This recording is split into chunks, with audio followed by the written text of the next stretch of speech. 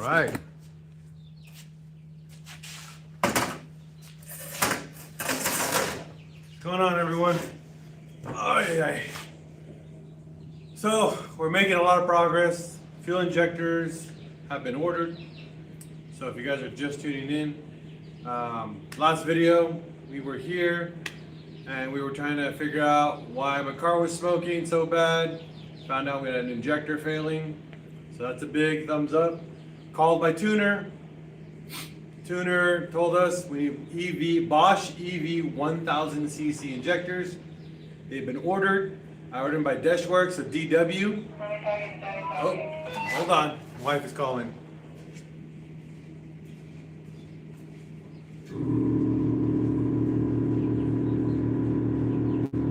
This is Daddy talking. What's going on?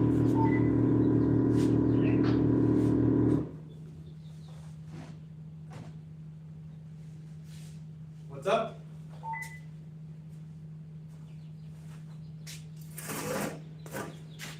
So if you guys are just tuning in, give me just a minute. What's going on, babe?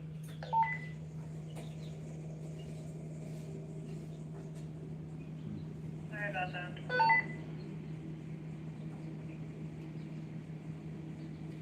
About what? The battery died. I had to plug it in real quick.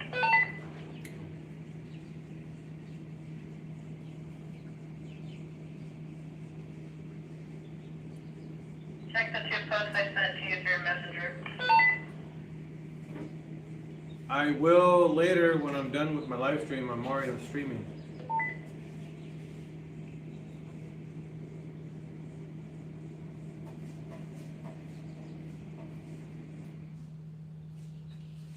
Carlene, I'm doing the live stream. Okay, I just wanted to show you there is a 2002 Passat wagon up on the marketplace and an 86 Scirocco. Oh, geez. 2002 Passat wagon for sale. Imagine if that thing had chrome wheels. Well, it's got them right there in the back. They're just not all there. What's going on? What's up? What's up? Yeah, this car, the car is not done. It's just on rollers right now. You know, this is just to get it going. I love you. It's my birthday. Hey, Gavin, what's up, fool? Happy birthday. Silver chrome. No silver chrome. Ain't nobody wants. Polish, yeah. Chrome is for old cars. Polish is for new cars. Don't put chrome on new cars. Period. I think that's illegal, I think. You don't need it if you don't need it. If you don't need it, if you don't need it, you need it. Oh yeah, I agree. Yeah, so, you know, it's on rollers right now, so bear with me. A wife that supports bad habits, I agree. She actually supports everything I do. You know? My wife is phenomenal, I tell you that.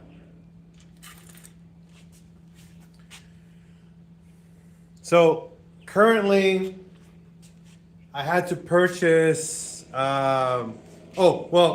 She just hit me up. She found a 2002 Passat wagon, which we've been wanting again for the longest time. I'm hoping it was a manual. Oh, hey, babe. Was that Passat a manual on the 1.8T or was it like a V6 and an automatic? Because that's usually what they come with. Because we had a Passat wagon a long time ago, stupid low, dope wheels, 1.8T, manual transmission, got it custom painted black. It was a BMW black color. We had full black leather interior. I mean, it was done up. It was a really nice. Automatic. Never mind. What about the Scirocco? What year was it?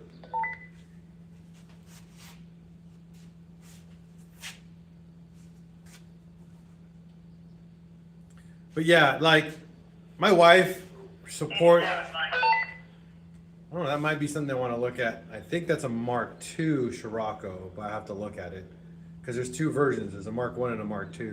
The Mark II is the one I really like. But yeah, like me and her, I mean, we've been doing this for such a long time. It's a huge addiction of ours to get, you know, beat up cars and make them back the way they were. Are you on Bag Riders air suspension? No, I am not on Bag Riders. I am on Raceland air suspension using Airlift V2 management.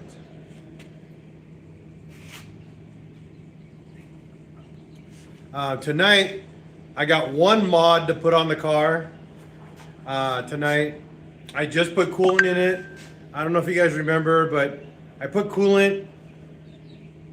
How are those? Put it this way, Ty.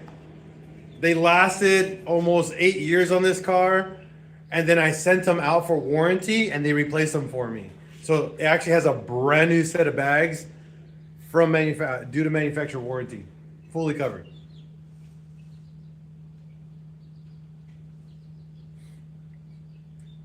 Oh, you know, wow! I gotta go pick up my new girlfriend. Hey, brother, I love the wheels. Just bought O2 Beetle Turbo S. Love it. Hell yeah! Yeah, these are just rollers, by the way. These are not the primary form of transportation for this car for wheels. Just so you guys know.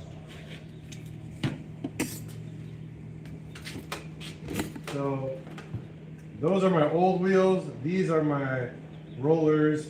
I use Cypher Auto racing seats with they have reclining.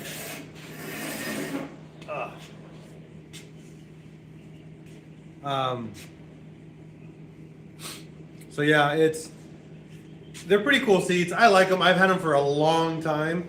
They've been on this car for over 10 years. Super comfortable. The bolsters haven't fallen apart yet. I upgraded now to a harness bar with a 3-point harness, and I have a bunch of other stuff. I'm actually going to be swapping out the harness. I'm going to go to a 4-point now because I really want a 4-point harness. It looks so much cleaner, and I also want 2-inch straps versus the 1-inch straps.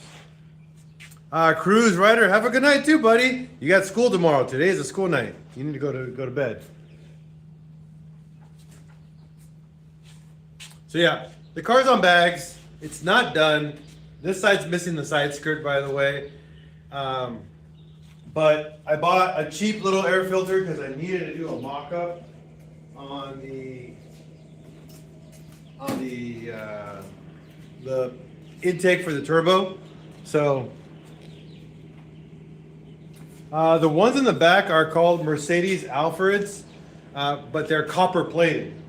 So they're actually the last set in the world that are copper plated. One guy had them on a Mark V, and I saw them a long time ago. I'm talking about like when Mark V's were new.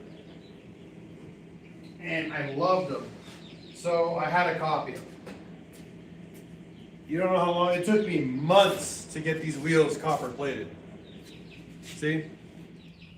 This is real copper. These are not, how do you say, rose gold or cheap like paint. No, this is real copper on it.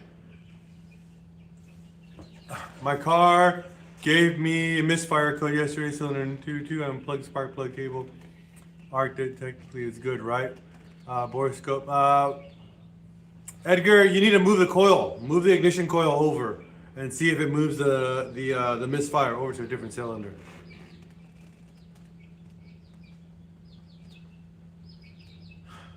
Swapped in a used OEM injector and now gave me 3 more codes for cylinder misfire. Yeah, it's probably an ignition coil. So yeah, these wheels, again, they're officially now a one-of-a-kind wheel. The other owner that had the same set, coppered, gone. No one knows where those wheels are. Yes, these are Mercedes wheels.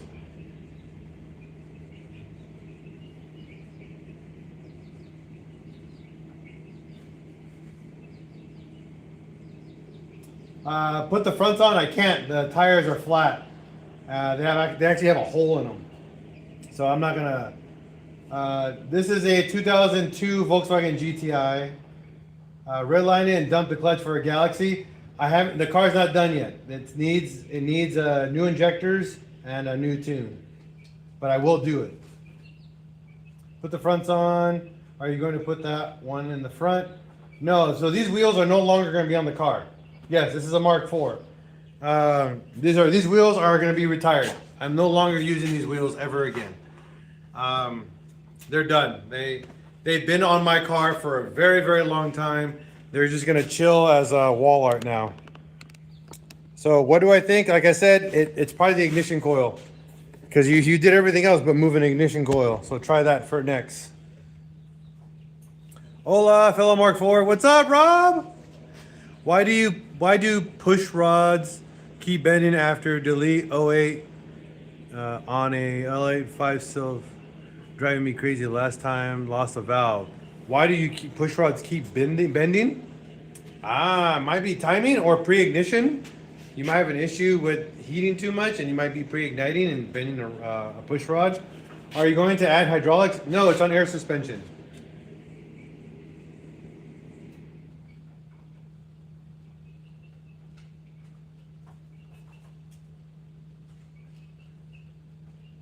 Is that a cat OEM? Yeah, the cat's OEM.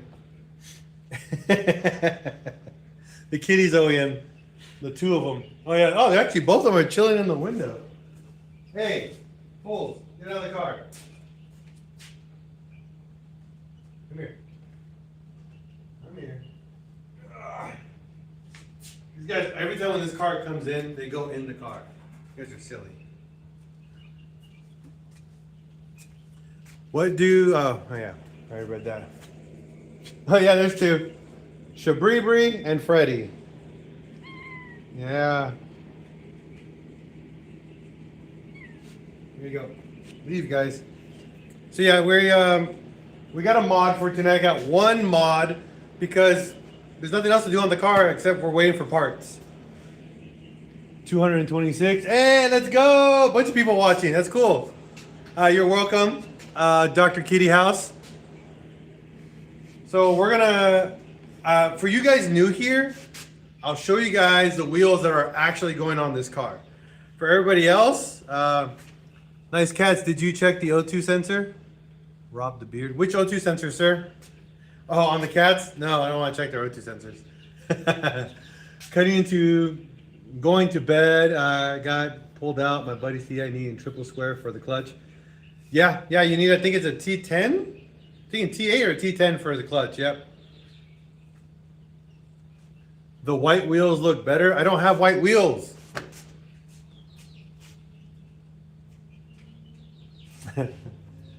So I'll show you guys the wheels that are going on this car because the car is going to be painted. It's changing the color. We're going to a completely different color. And we're going to a completely different style. I'm actually going to go a little more wild than I'm traditionally used to. I'm very, when I build cars, I'm very simple. I don't like going crazy colors or color schemes. But this time around, I want to have fun. So we're going to go a little different.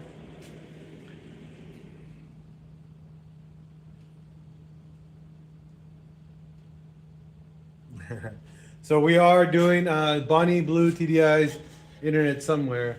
So these are the new wheels for the Mark IV. These are also a one-of-a-kind wheel. These are also called Porsche Turbo Twists. These are the hollow spoke ones, so these spokes are actually hollow. So this is a very, very light wheel. On top of that, this is an 18 by 11, very wide, and they're custom painted. So check it out. These are one-of-a-kind wheel. Every wheel is different, and we're going to color match the car to this wheel, to one specific color on the wheel. If you guys can see that.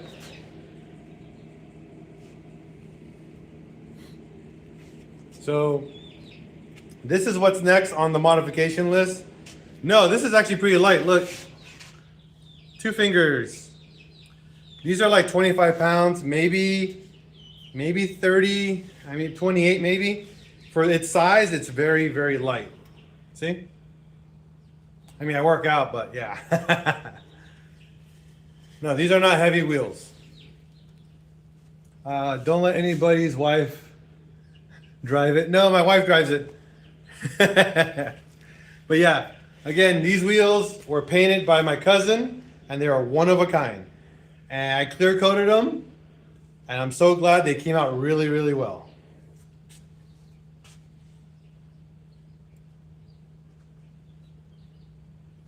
Does your charge pipe have a stupid clip where they connect before the stock intercooler? No.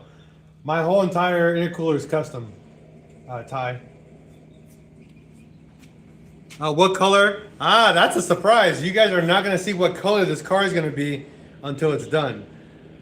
I will be doing a DIY on painting the car, but you guys are not going to know what color it is because it's going to be black and white. The whole video for painting this car is going to be in all black and white until the reveal. So you guys are not going to know what color it's going to be until it's done. And these are all the color choices I have all over, except black. I will not paint the car black. I tell you that right now. The base color of this wheel is black. The color will not be black. I guarantee that. Or white. So those two colors are already out of the palette. Everything else is on the table though. Yeah, I'll show you a peek under the hood. Give me a second.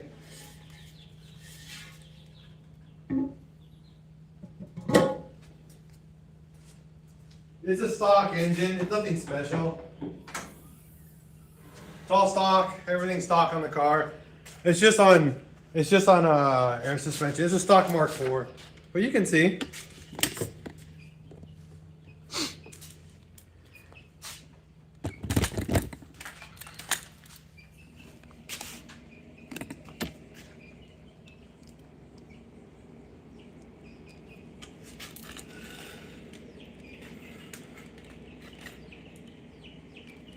So yeah, it's a stock intake manifold, stock 1.8T engine. We got the factory factory charge pipe. You know, nothing special. It's a Mamba Tech stock style GT35 turbo. Again, nothing special.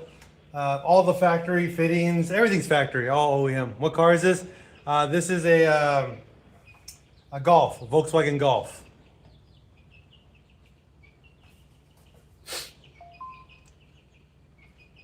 So yeah, it's 100% stock car. You hear pullets. Good job, bow tie. I'll bring one out. Hold on.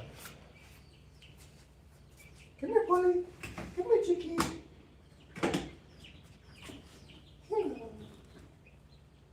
Good girl.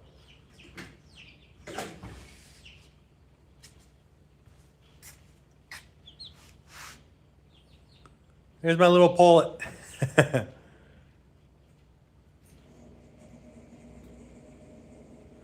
We are the golf police and it won't pass smog. Oh, 100% it won't pass smog. I mean, yeah, I'll pass smog, yeah. Oh, there you go, mama. Good job, good girl. Yeah. Oh, you flushed the clutch fluid, new fluid on the back? Not yet. That's actually, that's all part of the, you know, the maintenance once I get the car finally up and running. I gotta do, I don't know what breed pullet this is, but I know it's a pullet. No, this is 100% stock, man. It's just, I just painted it. It just has a coat of paint on it, that's all.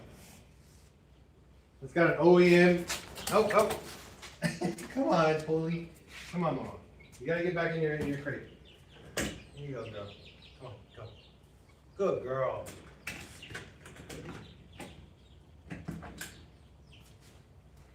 Yeah, we just painted it. It's nothing special. Yeah. Horsepower, it makes the factory, I think 600. Yeah. It's about like, I think it's the factory 600 horsepower on this. I think it's 700 from factory. I can't remember.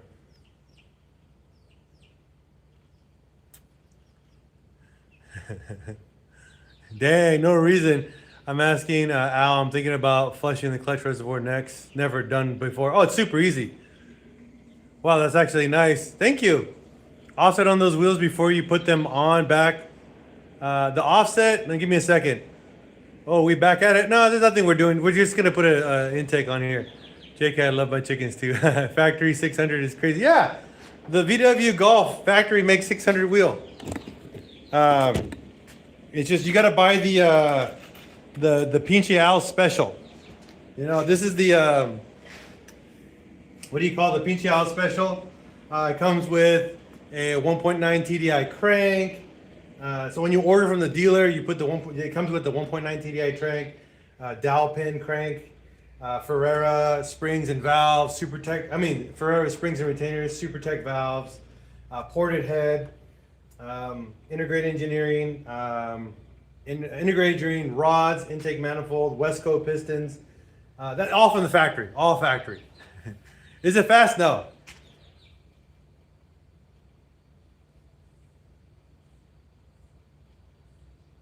Yeah, we got new injectors. We ordered 1,000 cc injectors. Nice, Blurry T. The cat in here.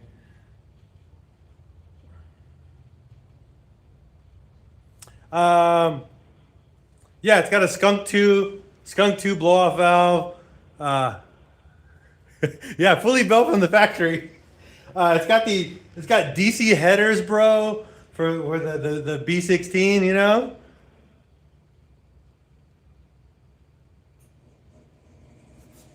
Oh, the cat. Yeah, this cat. Yeah, it's not that good. It's already been like having issues.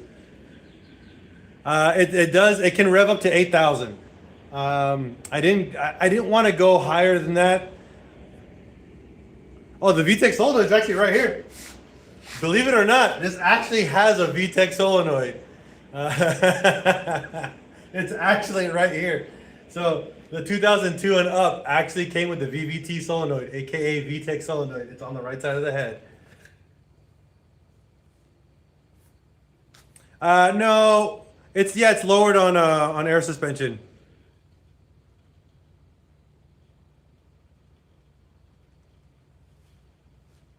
Say not much to flush in the clutch reservoir on my Camaro. No, it's not hard, bro. Yeah, we use a VF Engineering mounts, poly mounts. Yeah, 8,000 holy mackerels.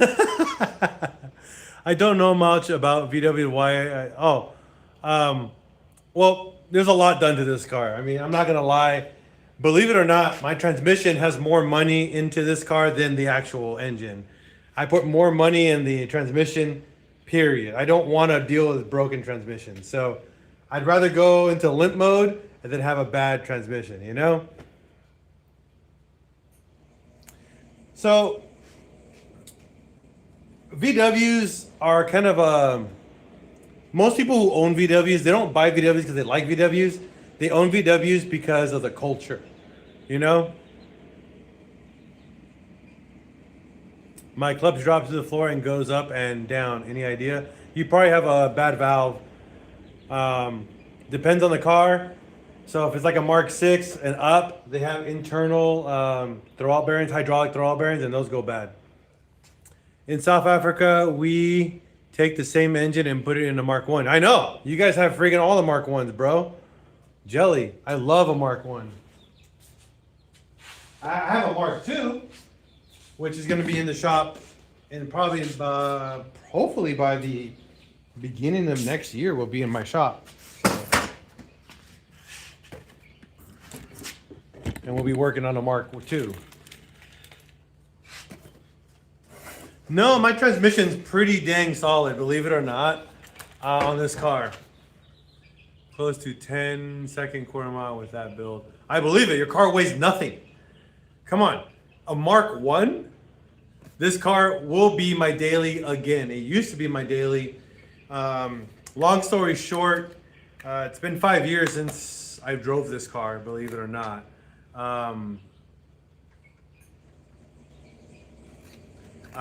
So this car has sat in my backyard almost 5 years now. So what happened is I had a heart attack. So my heart attack, December of this year will be my 5 years surviving the Widowmaker heart attack. And then literally after I had my heart attack, a year after that, my mom passes away. So it's been rough. I kind of went away from YouTube, any social media in general, because it just put me in a really dark place for a while. So I kind of just got away from everything. Oh yeah, no, I'm back. I love doing social media. It's been so much fun. So after I'm not gonna say get over it, but I'm a paramedic. How did you survive the Widowmaker? So you want to know? So I have an artery that grew. I actually have a built-in bypass in my heart. So my heart has a mutation where an artery grew over to the other side and pretty much supplied me with extra blood, and I survived it technically I didn't survive. I died on the operating table. So yeah. I died for 15 seconds. They jumped me for quite a while, but yeah, I got super lucky. Those heart attacks, you don't survive. No one really. I think the survival rate is like 1 out of 5. Like it's insanely low. Christopher, go scam somebody else with your rent, okay?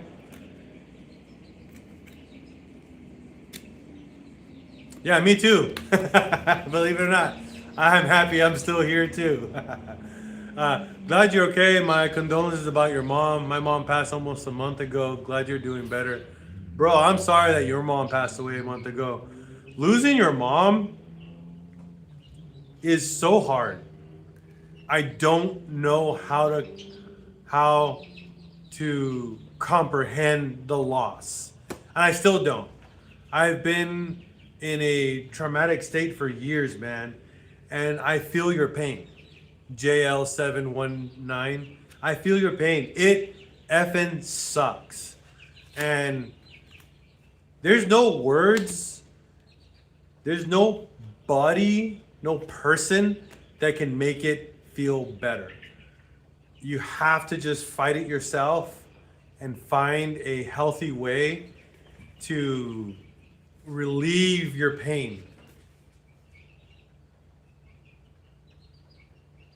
No, I agree. But my mom passed away at a very young age, and it just sucks, man. Yeah, JL, you're welcome, JL. It just sucks. What helped me, believe it or not, was motorcycles. I bought a motorcycle before my mom passed away. And after my mom passed away, I rode my motorcycle. I know. I rode my motorcycle every single day. And sometimes I'd tell my wife, hey, I'll be back when I'm back. And I just rode. I would ride for hours and just ride, go get something to drink, possibly something to eat, fill up my tank and come back. And that helped. And then doing hard stuff on my motorcycle, I ended up learning how to do dirt riding. So I ended up riding, on dirt bikes and stuff. And man, did that really,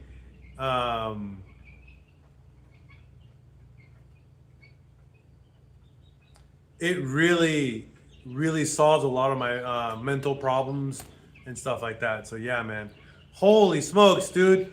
I appreciate, oh wow, JL. Dude, no reason to give that kind of money, bro. I appreciate you. JL just donated $49 to PincheAls Garage. Bro, hold on, bro. To the heart, Yep, she's in heaven. 100%. And she's doing...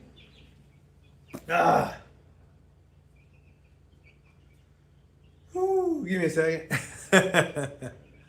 Let's go, right? She's doing me a favor and being up there watching me. How much horsepower? Technically, on paper, this can make 700 all day. What it needs to make is 450 to 500. So, JL, bro, I don't know. I don't even know what to say. I appreciate it, man. Thank you. Thank you for the demeanor. Cars have always been my gateway drug, honestly, to release stress. But it didn't work. Motorcycles worked. So I ride bikes. When I'm under stress, I go ride a bike. When I need to think, I go ride a bike. When I need to just really plan out my day or solve a problem, I go ride a motorcycle.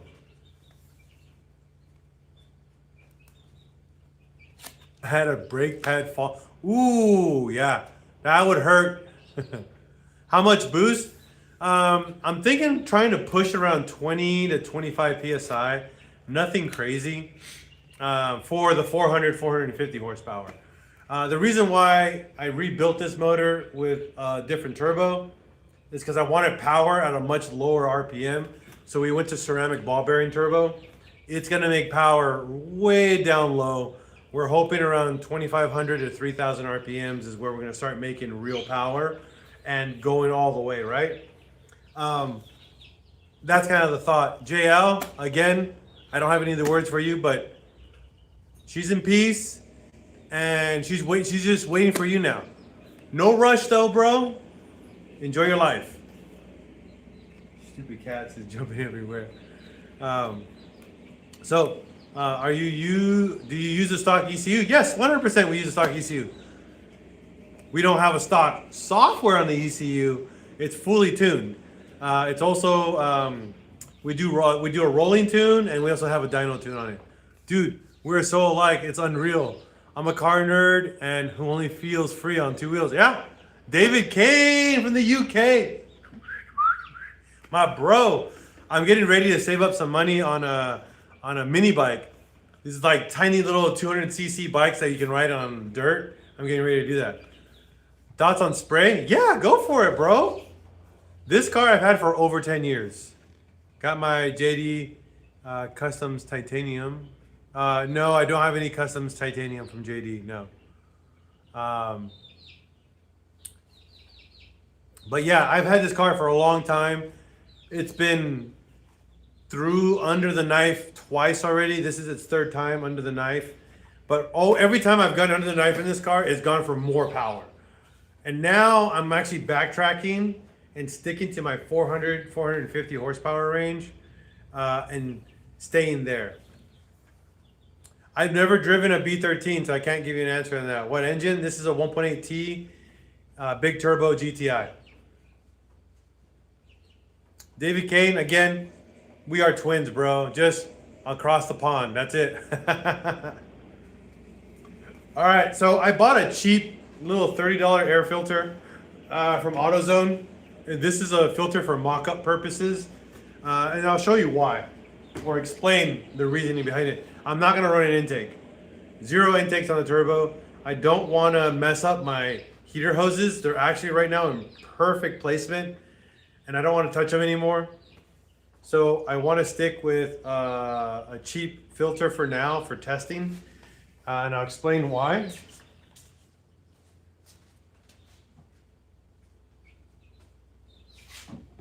I have 3 filters that I was gonna use, 1 of 3. So this is the K&N I was using before, or no, AEM. Brother from another mother, dude. The main core is looking so clean. Thanks, David. Do you recommend 550cc injectors for my S4B6? I'm tired of the stock one. I have a tune. That depends on your tuner. Go talk to your tuner. Miguel and catless downpipe with a cold air intake. Nice. So talk to your tuner. Your tuner will tell you what injectors to use with a stock S4.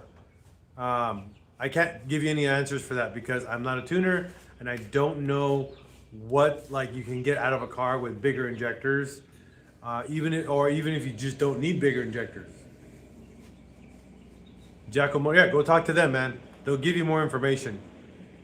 Stage 1, okay. So this is the air filter we were using, an AEM dry flow. It's been a phenomenal filter for almost 10 years. Okay, I can't use this anymore. It's too big. This is way too long. I have a spare little cheap Spectre filter, this little 3-inch filter. And this is too big. Okay, this filter is way too big for its location. We pay on average $30 to $50 more for parts because of shipping. Yeah, I believe it. Nice, SR20 turbo and a 510. Perfect. That's a perfect engine for that car. The locally made parts are terrible. I believe it. So now I bought this cheap little filter from AutoZone because it's very small in width. Look at this thing. The thing I hate about this filter, like what's so cheap about it, I hate that it has a spacer. How do you say, to fit a 3-inch or a 3.5 or a 4-inch. I hate these things because when you slide them on, they like to fall off. You know, they're horrible for that. But I need this style filter, so I'm gonna confirm if this filter fits in its location. I'm gonna order the HKS. You know, I use Castro 5W30. Wait, whoa, is that K-swap? No, not at all. This thing was 30 bucks, this little filter. It's a cheap, crappy filter. Filter location, bumper fender, right on the turbo. I'm using 0 intake. I'm just gonna throw this right on the turbo. Looks like a K-swap. He wish it was K-swap. Trust chat. No. I mean, it is K-swap. It's a it's a K20 sleeved. It's got HON data and VTEC. Yeah. Woo! No one cares about Hondas, bro. Stop with the blasphemy. So I had to go smaller filter because this was too big actually. So you can see here.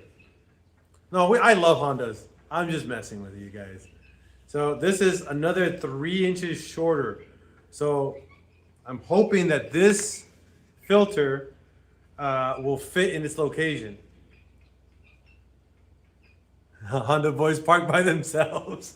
Ain't that the truth? Well, they park by themselves and then they stand there calling everybody slow, you know, because K-swap this, I got a K this, K-turbo. Bro, we're not here to compare wiener sizes, bro. We're here to enjoy cars. So, that's it.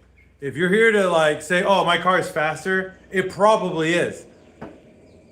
Sorry, I'm not gonna fight that. It probably is, and I don't care. Come check out my camber, right? Yeah, amen. Thank you. I'm not here to compare how big or small it is, or chubby or round or short or long, right? I was thinking about that, David. I actually have one. I did not like it because of rocks. Some of the areas around here have some fine dust, and I need something with at least I can capture some particular filter, like some particulates. I definitely don't want that going through my motor at all. I think it depends on the build. The build is where the meat is, right? Is that Pinche in the wild? Yeah, bro. Mounts Tutorial. I follow. Thanks, man. Thanks for the follow. How much for a build R34? What do you think? How much for a built R34 Skyline? If it's properly imported with all the papers done correctly here in the U.S., and if it's done, yeah, exactly. That's why I like OEM as well. They keep the dirt out. I'm thinking easily 70 to 90,000. Like, depends on the car. Meat depends on the car. Talk when it comes to Honda. Okay. Yeah, like I said, anywhere from 80 to 100K easily for an R34 with a decent build on it, you know. That's imported, right? Because you got to pay all your fees for importing. So that's what you're looking at. Probably even more. A lot of the Skylines have actually exploded in value. I've got a W Passat Oh, don't say that, bro. I'm jealous. That's a dope car. An R36 wagon. It's such a dope car. About Mighty Max. What? I know everything. Well, it depends. Are we talking about the cartoon show Mighty Max or the Subaru called Mighty Max? Heck yeah. Got one letting me build it. Nice. Truck, Mitsubishi. Okay, the truck. I know nothing about the truck. I know about them, but I know nothing about them. I have a, oh wait. Yeah, we never got so the R36, we got 2 in the United States and that was it. Had a misfire for a while. I wasn't able to find the fault, only for it to be a vacuum. Yep, that wagon is a dream. Follow a few of those guys in Australia with them. Yeah, they're such dope cars. Spark plugs, you name it. Thoughts on spherical suspension? I've got a full on my 350 front end. They're rough, I'll tell you that. Hi from Brazil, welcome. At the moment, I've got coolant issues leaking on top of the transmission somewhere. Oh yeah, it's gonna be normal. They love to leak coolant on the back of the motor. What's the bike, Al? I'm currently on a Chinesium Adventure Tour or on that wagon, Evo 8. Oh, bro. An Evo wagon as well. Australia, welcome, mate. So, right now I have a CF Moto Adventura 650, and I still have my 2022 Royal Enfield Interceptor 650. So yeah. Change your coolant flange, okay, problem. Okay, popular. Yeah, no, it's a normal problem, man. So we're gonna go down into the turbo and we're gonna see if this fits. No, you're welcome, man. So hold your questions for like 5 minutes, guys. All right. Let me get this air filter on here. And I want to show you guys where the turbo is located. Because a lot of people are like, oh, what is that, stock turbo or anything? And it's like, bro, it's where it's located, not like your typical top mount turbo. People really don't know that top mount turbos kill your car. Especially wiring. No, but it's all about the look, right? All right, so I have a mid-mount turbo. 1.8T Go BRR. Finally, someone says it. Thank you. You're welcome, Carlos. Yeah, top mount turbos kill your engine. Like, they'll kill a lot of stuff besides your engine. They kill the wiring. They kill your heater hoses. They'll kill your O2 sensors, and they'll ruin your fuel lines on the side. So,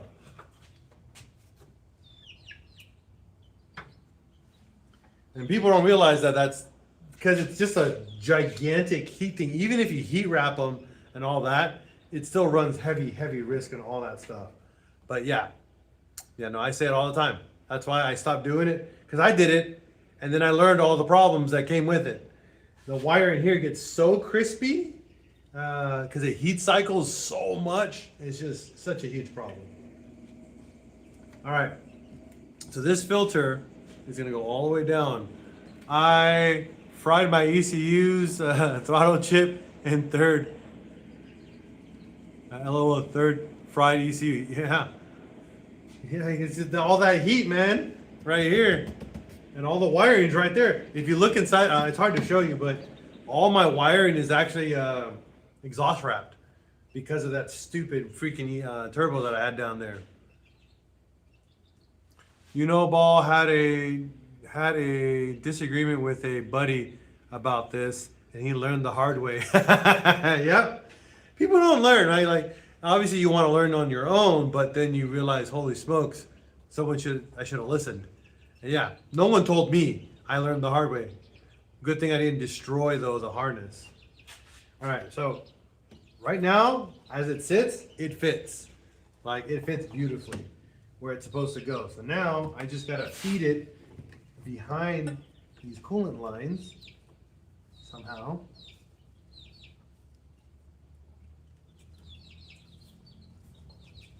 If I had to take out the coolant lines, it's no big deal.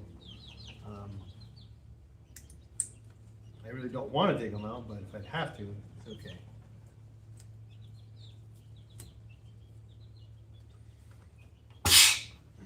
Vacuum line.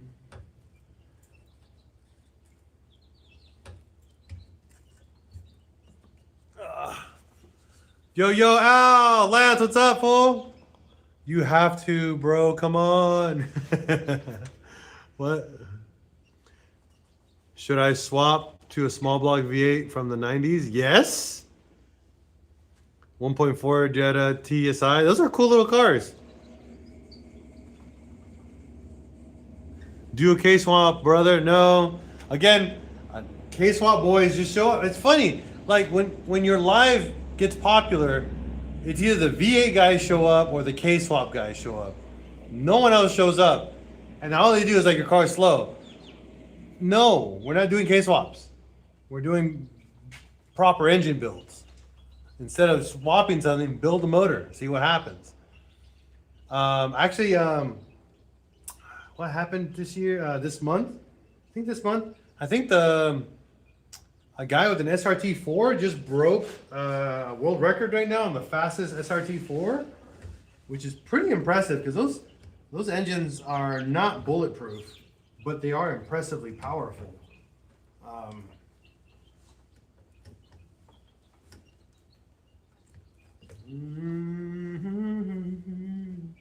might have to take out the dang coolant line.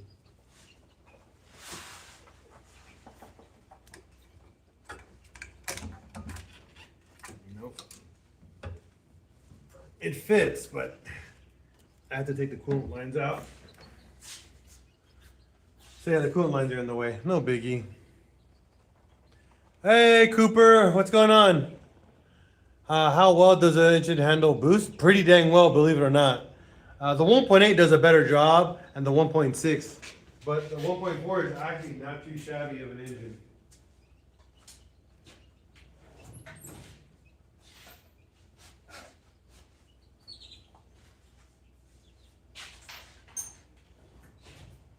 Need my flathead.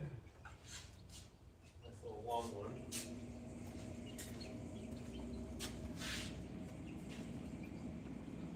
Nice. There, see? Bubba J. See, I knew the stereotypes were going to show up. I was hoping for the stereotype. I love it when the stereotypes show up. So, Bubba J. Yeah, what's up, folks?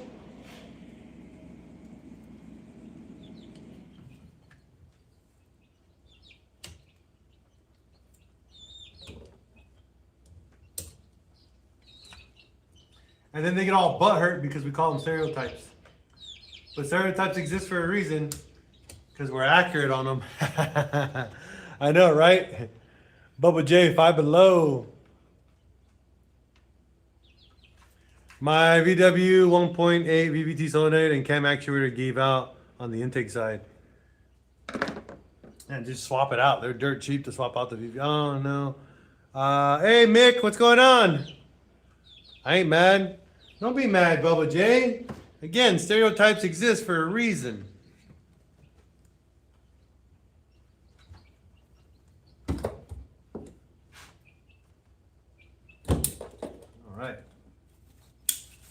So now I can fit this dang air filter for fitment, and then if this fits, I'm going to order the HKS one instead.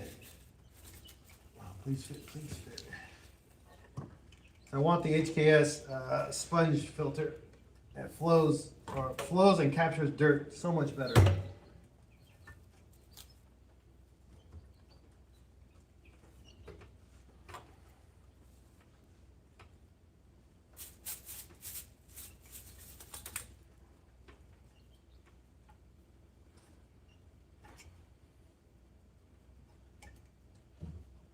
Okay, yeah. See what the box says.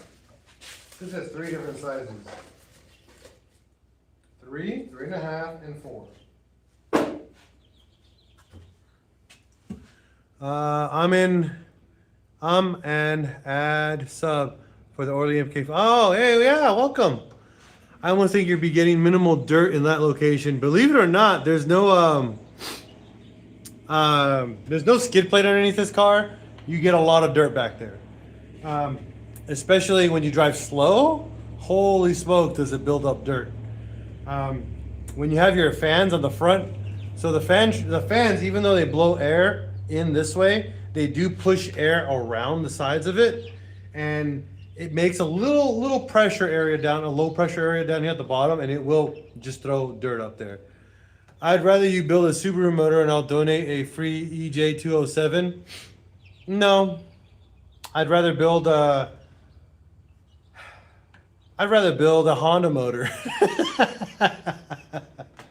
Sheesh, I'd rather build a 2-point slow than an EJ. A Volkswagen 2-point slow, that's what I would rather build over a Subaru motor all day. Even though Subaru motors are super easy to build, I still won't build one. What block is that? AWP. Yep, it's an AWP. Technically, it's actually not an AWP block. The blocks are, I forgot the serial number. They're like EA88 or AJ, I forgot what they're called. Because it's the same block literally from the 80s. All they do is just change some of it. So, 2-point slow. If you, hey, bro, that dude, he's secretly a K-Weight. I am secretly, believe it or not, I'm actually secretly a 2-point slow fan.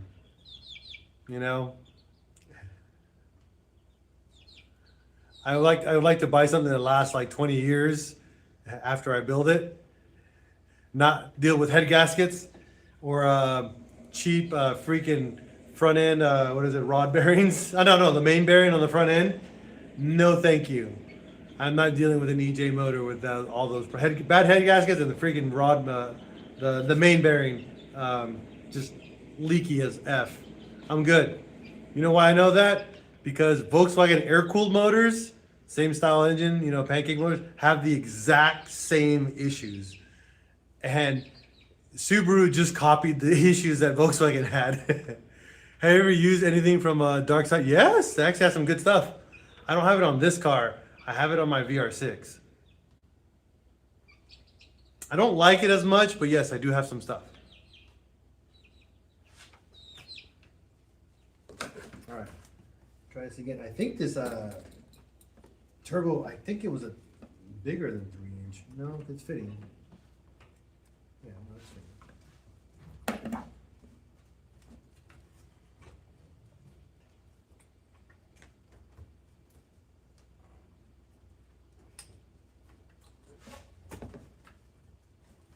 Maybe it is 3.5-inch. No, because I was able to fit the other 3-inch elbow I had. That's right.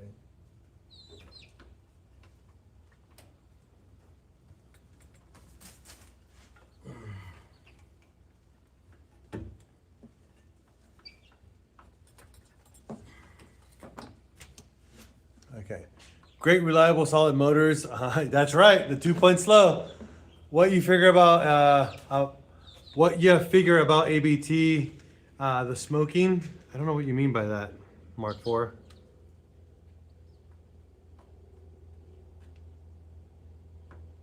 Oh, that sucks, Steve. What you thinking about? Oh, we figured it out. Yeah, it was so the fuel injector on number 4 was bad. It was just dumping fuel. Just thinking about, but wouldn't a topside creeper be easier?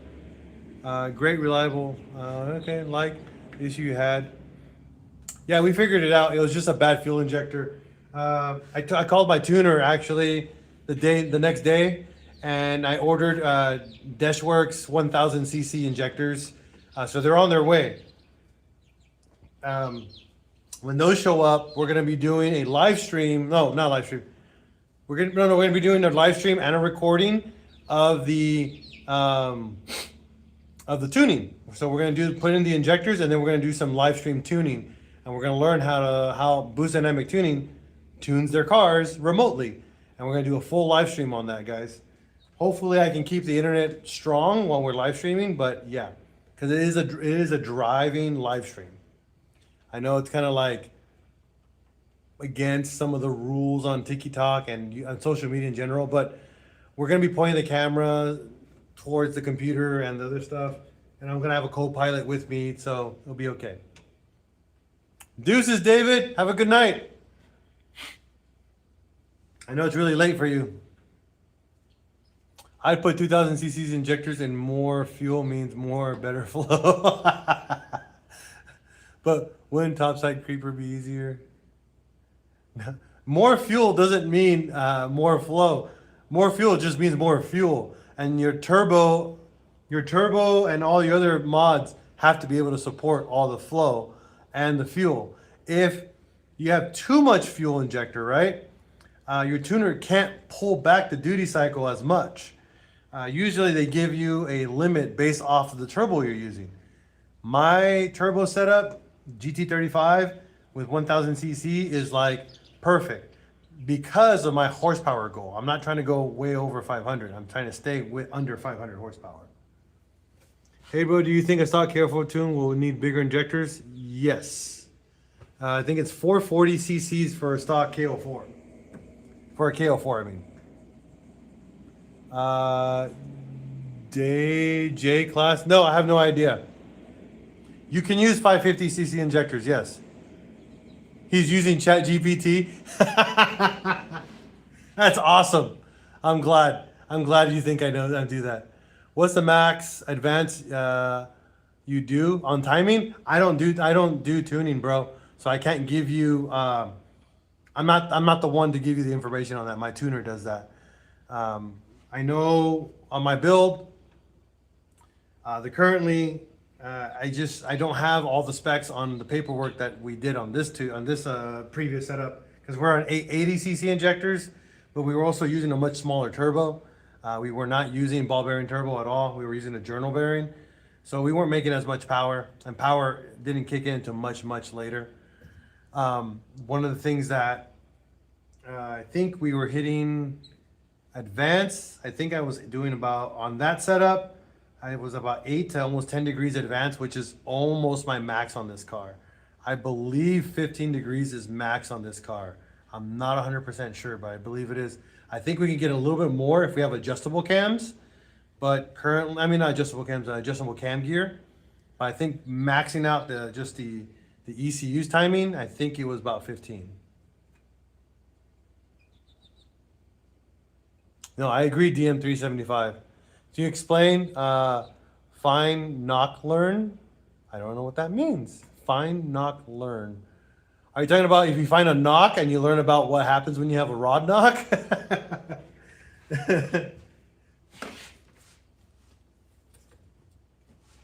Trying to get this stupid air filter to fit in place. And then just mock up. Because if this fits, HKS makes the exact same filter dimensions. So, Jesus gave you a free gift. Okay, no, have a good one. What trans do I have? So I have a built O2J. It's a 5-speed. So we cryo hardened the gears on this 5-speed. We did put a TDI 5th gear. We also have a cradle, pretty much a trans support cradle that's built for it. We also have a Clutch Masters twin disc clutch for 700 wheel horse, full steel braided billet hydraulic slave cylinder. On top of that, we have a Quaife limited slip differential. I actually have more money put in this transmission than I do on the engine.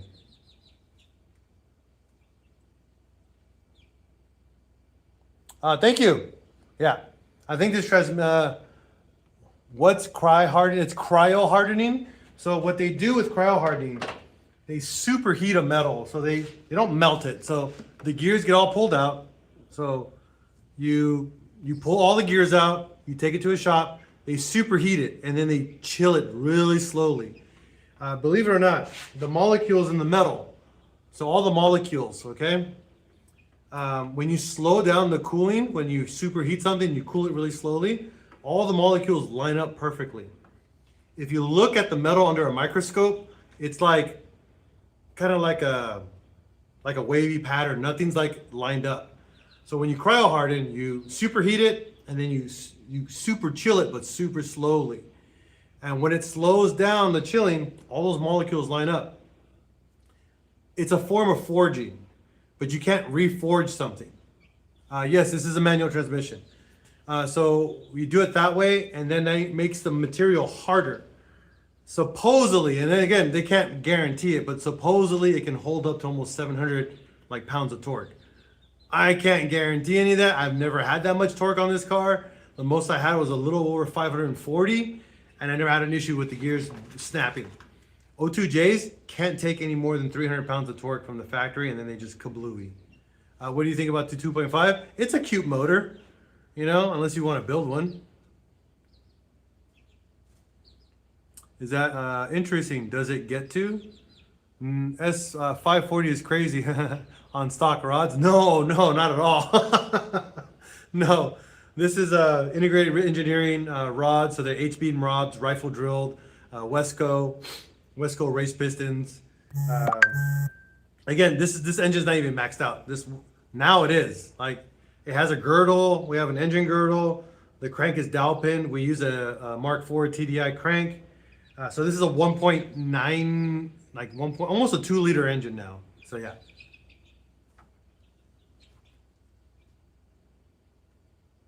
Oh, a bug 2.5. Yes, the bug from the 2010. Now they're not forged. You got to find the forged ones. Do you plan on opening the TDI to fully build it? I am considering it. Yes. Would it be worth building a 2.5? Again, what's wrong with your left wrist? Nothing. I'm just holding it here. Just keeping my weight on here. AWM motors. Those are pretty much AWP engines. So that comes out of a Passat or an Audi A4, like early Audi A4s. They're good motors. However, the oil pans are shortened. They love to build sludge on them.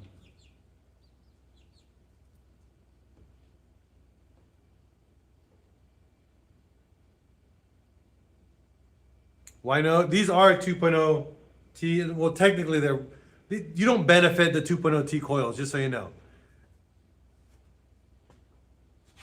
Yeah. So yeah, it's the only issues you're gonna have with them. They just have oil sludge issues. What's the fastest between a 2.0, 2.5, or a 1.8? The 1.8 is the faster car, 100%. With the cry hardening, I'd be curious that the metal gets real brittle, but maybe cry hardening reduces the brittleness. Yes, it does, 100%. That's the point. That's the entire point of cryo hardening is to settle the molecules of the metal so it actually gets harder. It doesn't make it brittle. Believe me, it does not make it brittle. I've how do you say, money shift this car many times, and I've never had issues with that third gear, because third gear is the weakest gear in a Mark IV. 100%. You will blow up third gear before you blow up any other gear on a Mark IV. And holy smokes, I went from 5th gear to third gear. Was it 5th or I think was it 5th to 2nd? I can't remember what gear I fell into. Holy smokes.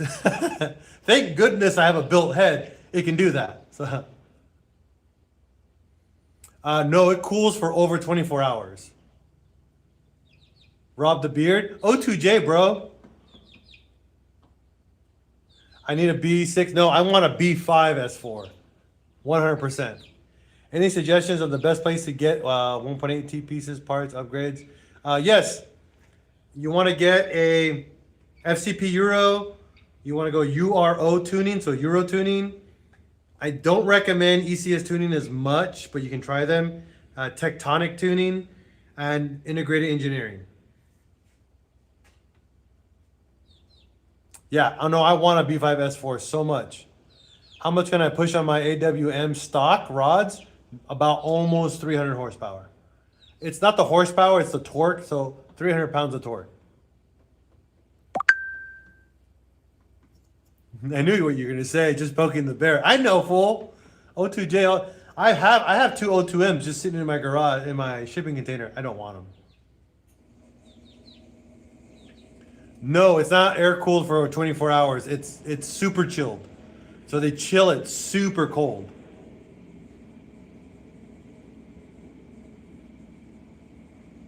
Don't do two-step. I'll tell you that right now. Don't do two-step. It's gay. Stay away from two-step. The lamest thing you can do to your car. And then you will have an early funeral with your car. Just so you know.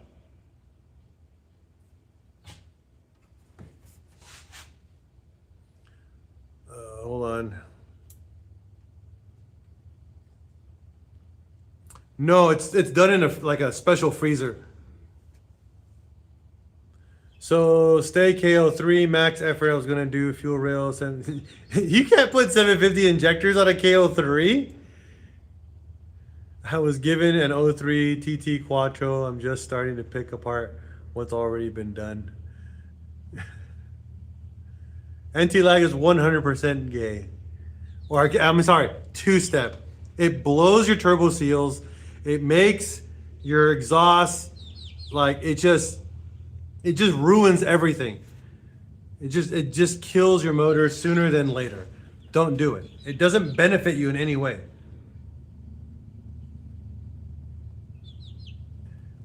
There's no reason to have a crackle tune or a anti-lag. There isn't, or two-step. There's no reason for it. What temperature?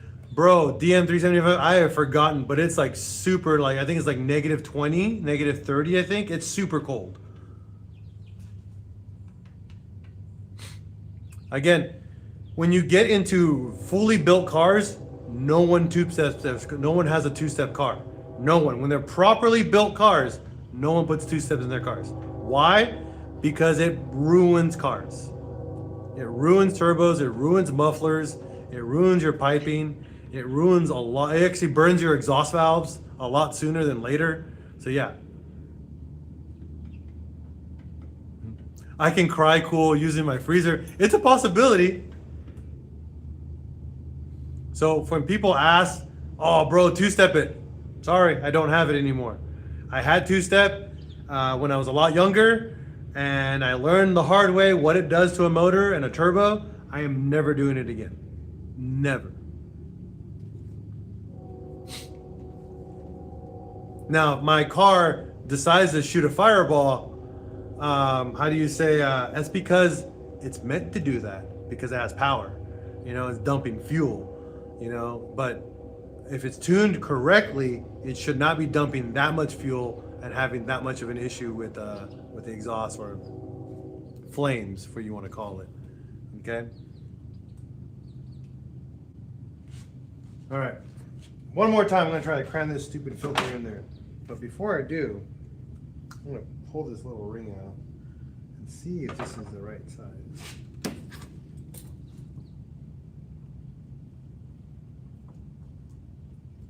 Yeah, that's the right size.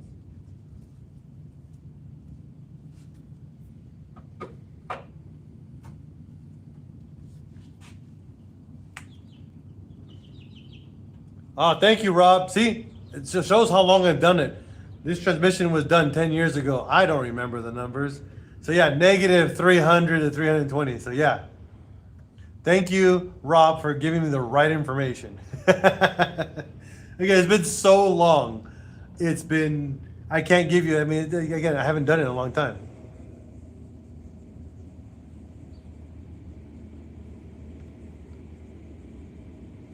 I've watched, so what injectors and fuel pumps should I go for KO3 max effort? Stock injectors. I mean, you can go up to 440 cc's on a stock KO3, but no more than that. You're not going to benefit in any way whatsoever going any more. Yeah, no freezers doing that. Yeah. Again, when I saw him do it, it's been so long. I only had one transmission doing it because I spent almost $8,000 on this transmission. A Jaguar XF. Oh, dude, it's such a cool car. I love Jaguars. They're pretty. KO4. If you go KO4, then you go 550 cc injectors. I seen people run 770s, but I don't know why they don't get anything more out of it. 550 is the max for a KO4. And you're going to be making like an extra 20-40 horsepower. You're not making much more power, by the way. It's not a big turbo. KO4 is a slightly bigger KO3.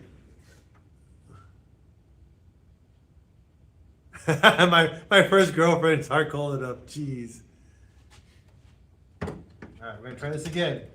So I put the little flange adapter on there.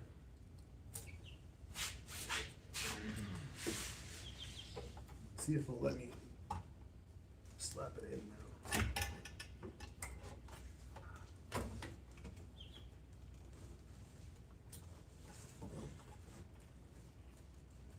Oh, you piece of junk won't let me do it.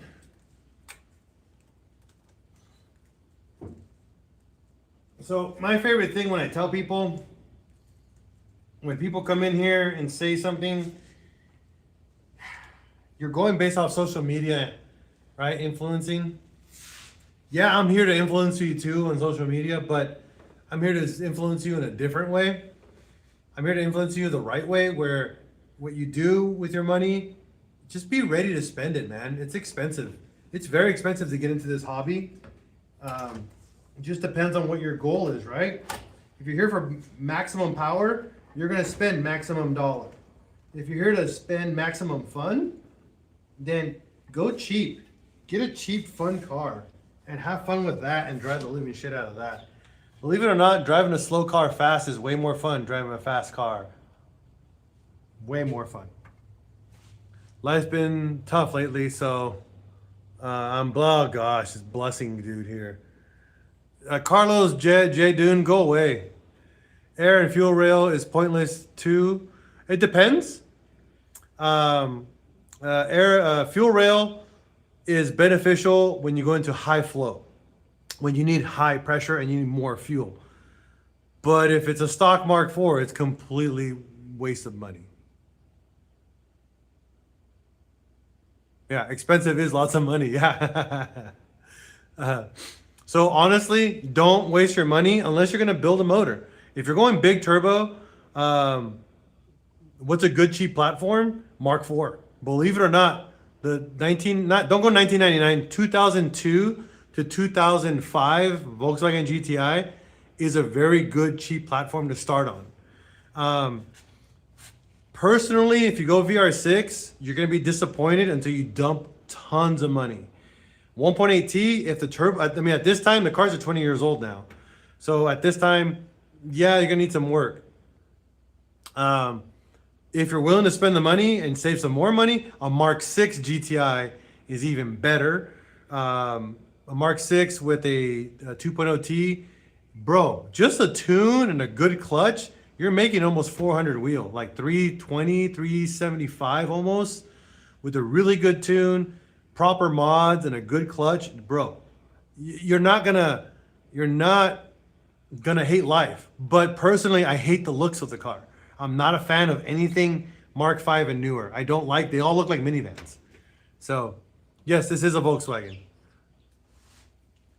I mean, people are gonna hate me for that comment, but it's the fact. If you look at a minivan and you go look at a Mark V, Mark VI, Mark VII, they all look the same. They don't have special, like, they don't have fender flares, wide fenders. They don't look European anymore. They look like every other car on the road. And that's the disappointment right there.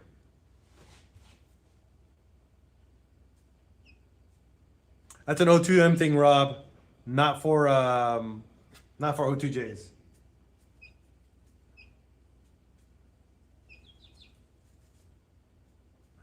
I was about to say, I'm promoting them if you want a good, cheap starter platform.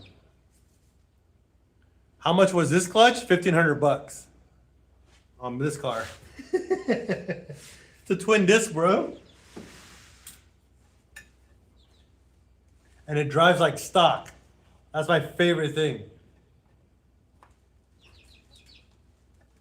This filter, I hate these cheap freaking filters with all the adapters built into it. They don't allow anything to fit correctly. Come on, just get over the freaking flange.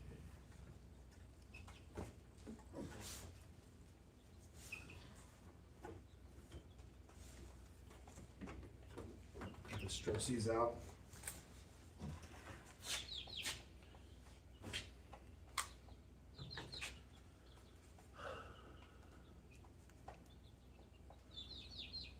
Is that carbon fiber clutch? No. For $2,000, I could have got a carbon fiber clutch, but no. One of the craziest cars, old Mazda Aurora. Yeah, I agree. Mazdas are pretty cool, but they're slow as AF stock. But properly built, oh man. Great car. Too bad that they break down like every freaking month. They're not reliable cars, unfortunately. And then parts for them are just a nuisance.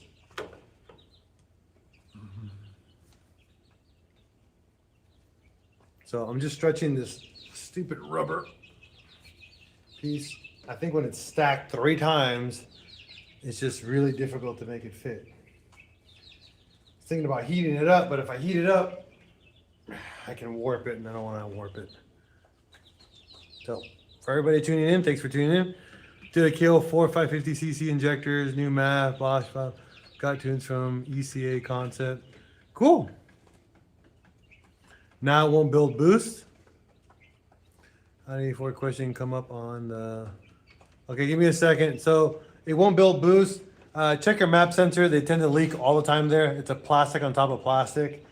Look for a boost leak.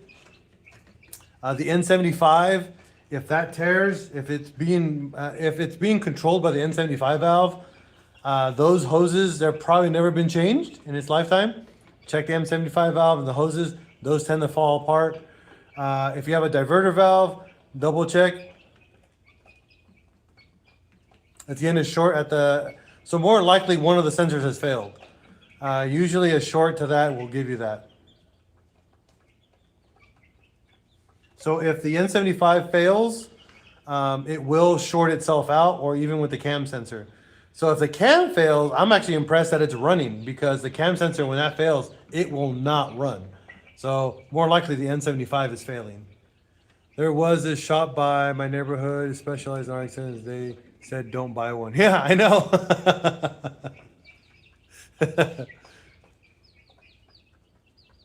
Yeah, more likely it's just something. Again, this is one thing I tell people, and you're gonna learn this really quick with any boosted car. Okay?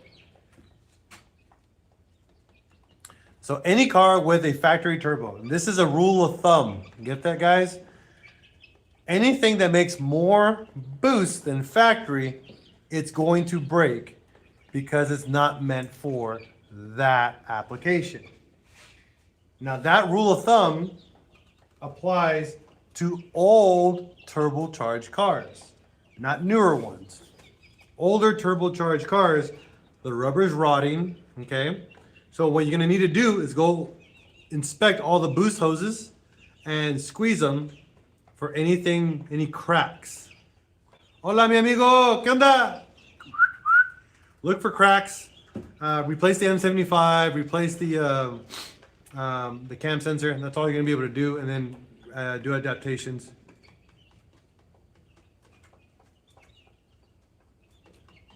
Yes, it's doing that because it's one sensor that's failed. You have to run VCDS and do a test on them.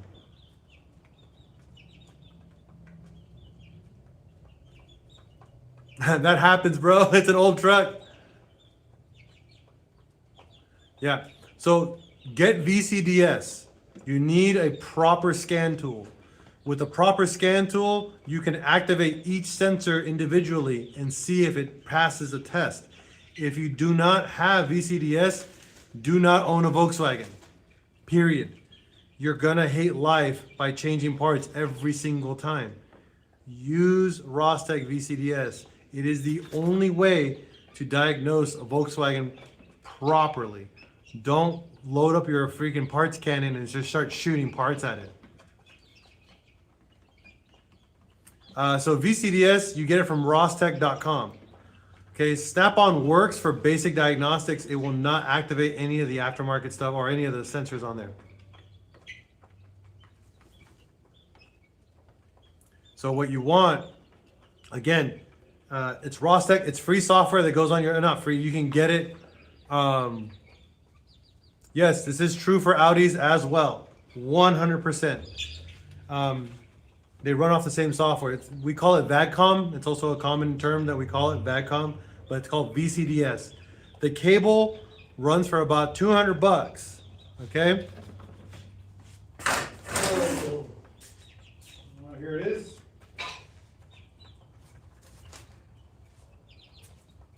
It's this cable right here. And you'll notice on here, it says Rostec. This is directly from them, Rostec. Okay, it's the HEX V2. This is the cable that pretty much will activate every single sensor. And the reason why this is worth its weight, 10 times its weight in gold. Yesterday, I was diagnosing my other Jetta. Yep. Thank you, Scott. Thank you for that comment. I have my other Jetta, my TDI, and I'm trying to figure out what the heck why is it not turning on? And I finally found the problem. So I activated I was going through every relay and activating each one in VCDS. And I finally had a relay that didn't work. Okay? The moment I tapped the relay, it started clicking. You know, I started getting a click, and it finally, boop, light showed up in my head. I'm like, holy smokes, here's the problem. Dang freaking sensor. Just be careful of buying. Well, I bought the unlimited VIN for like $600. I need it. I work on everybody's cars here, and I don't charge for diagnosing stuff. So I do free diagnostics on VWs all the time, and people tip me, and that's what paid for this this cable for me. So I have the unlimited VIN style one. So I can do pretty much 1 million cars if I wanted to. Kid high school, his dad was some CEO guy, bought the first gen Dodge Viper 5 and then production RX-7. He was dad and driver to school a few times with to show off his car, but he was actually pretty cool. That's cool. Were you on? No, I'm never on Hot Rod TV Network, sorry. And years it supports. Yeah, it supports everything pretty much. It'll support all the cars, all Volkswagens.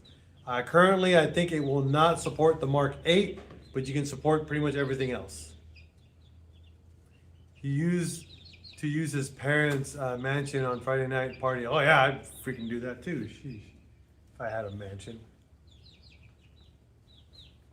Everyone wants to live life. The enthusiast way is different from the actual car guy, right? Is that a Kia poop car? No. It's a Honda 95,000 S. No, it's an S95,000 with the K27 swap. It's got a what do you call it? It got built by Hector using a T4 turbos. He's gonna be running NAS. You either want to be a wannabe or you're a car guy, right? Oh, I gotta stretch this rubber. I hate stretching this stuff.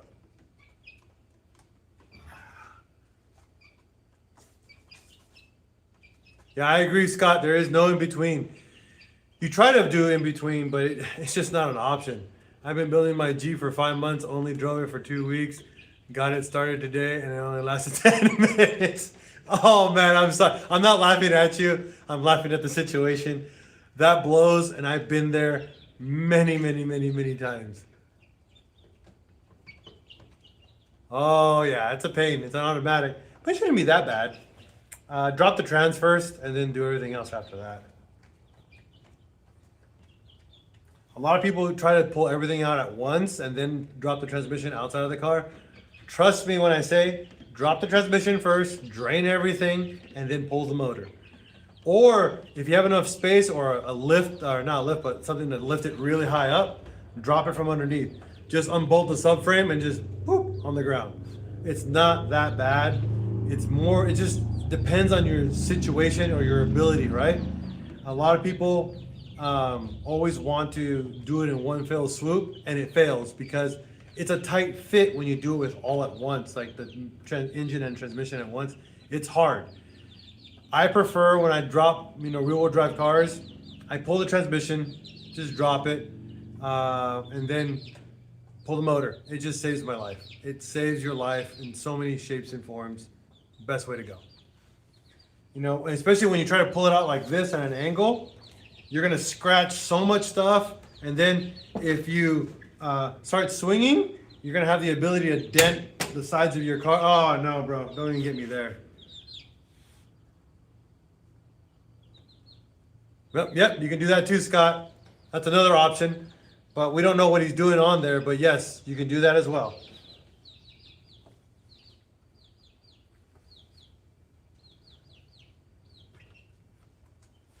That's really good advice. All right, last one to stretch out. And then this should fit. Can I come up in the live? Go for it, Scott. Oh, we have one rule. Just don't be an a-hole. That's it. But yeah, join the live. Here, hold on.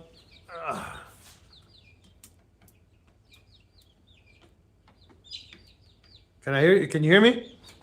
Yeah, I can hear you. Can you hear me? Yes, sir. Welcome, Scott. Hello, thank you for having me. I was in here a couple days ago. We were talking. Oh, cool. I can't remember everyone, but thank you for watching. I got the shop in New York City.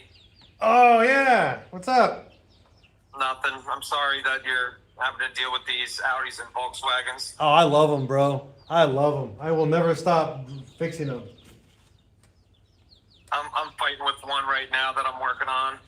Yeah, I mean, people have so much hate towards these cars, but I love them so much.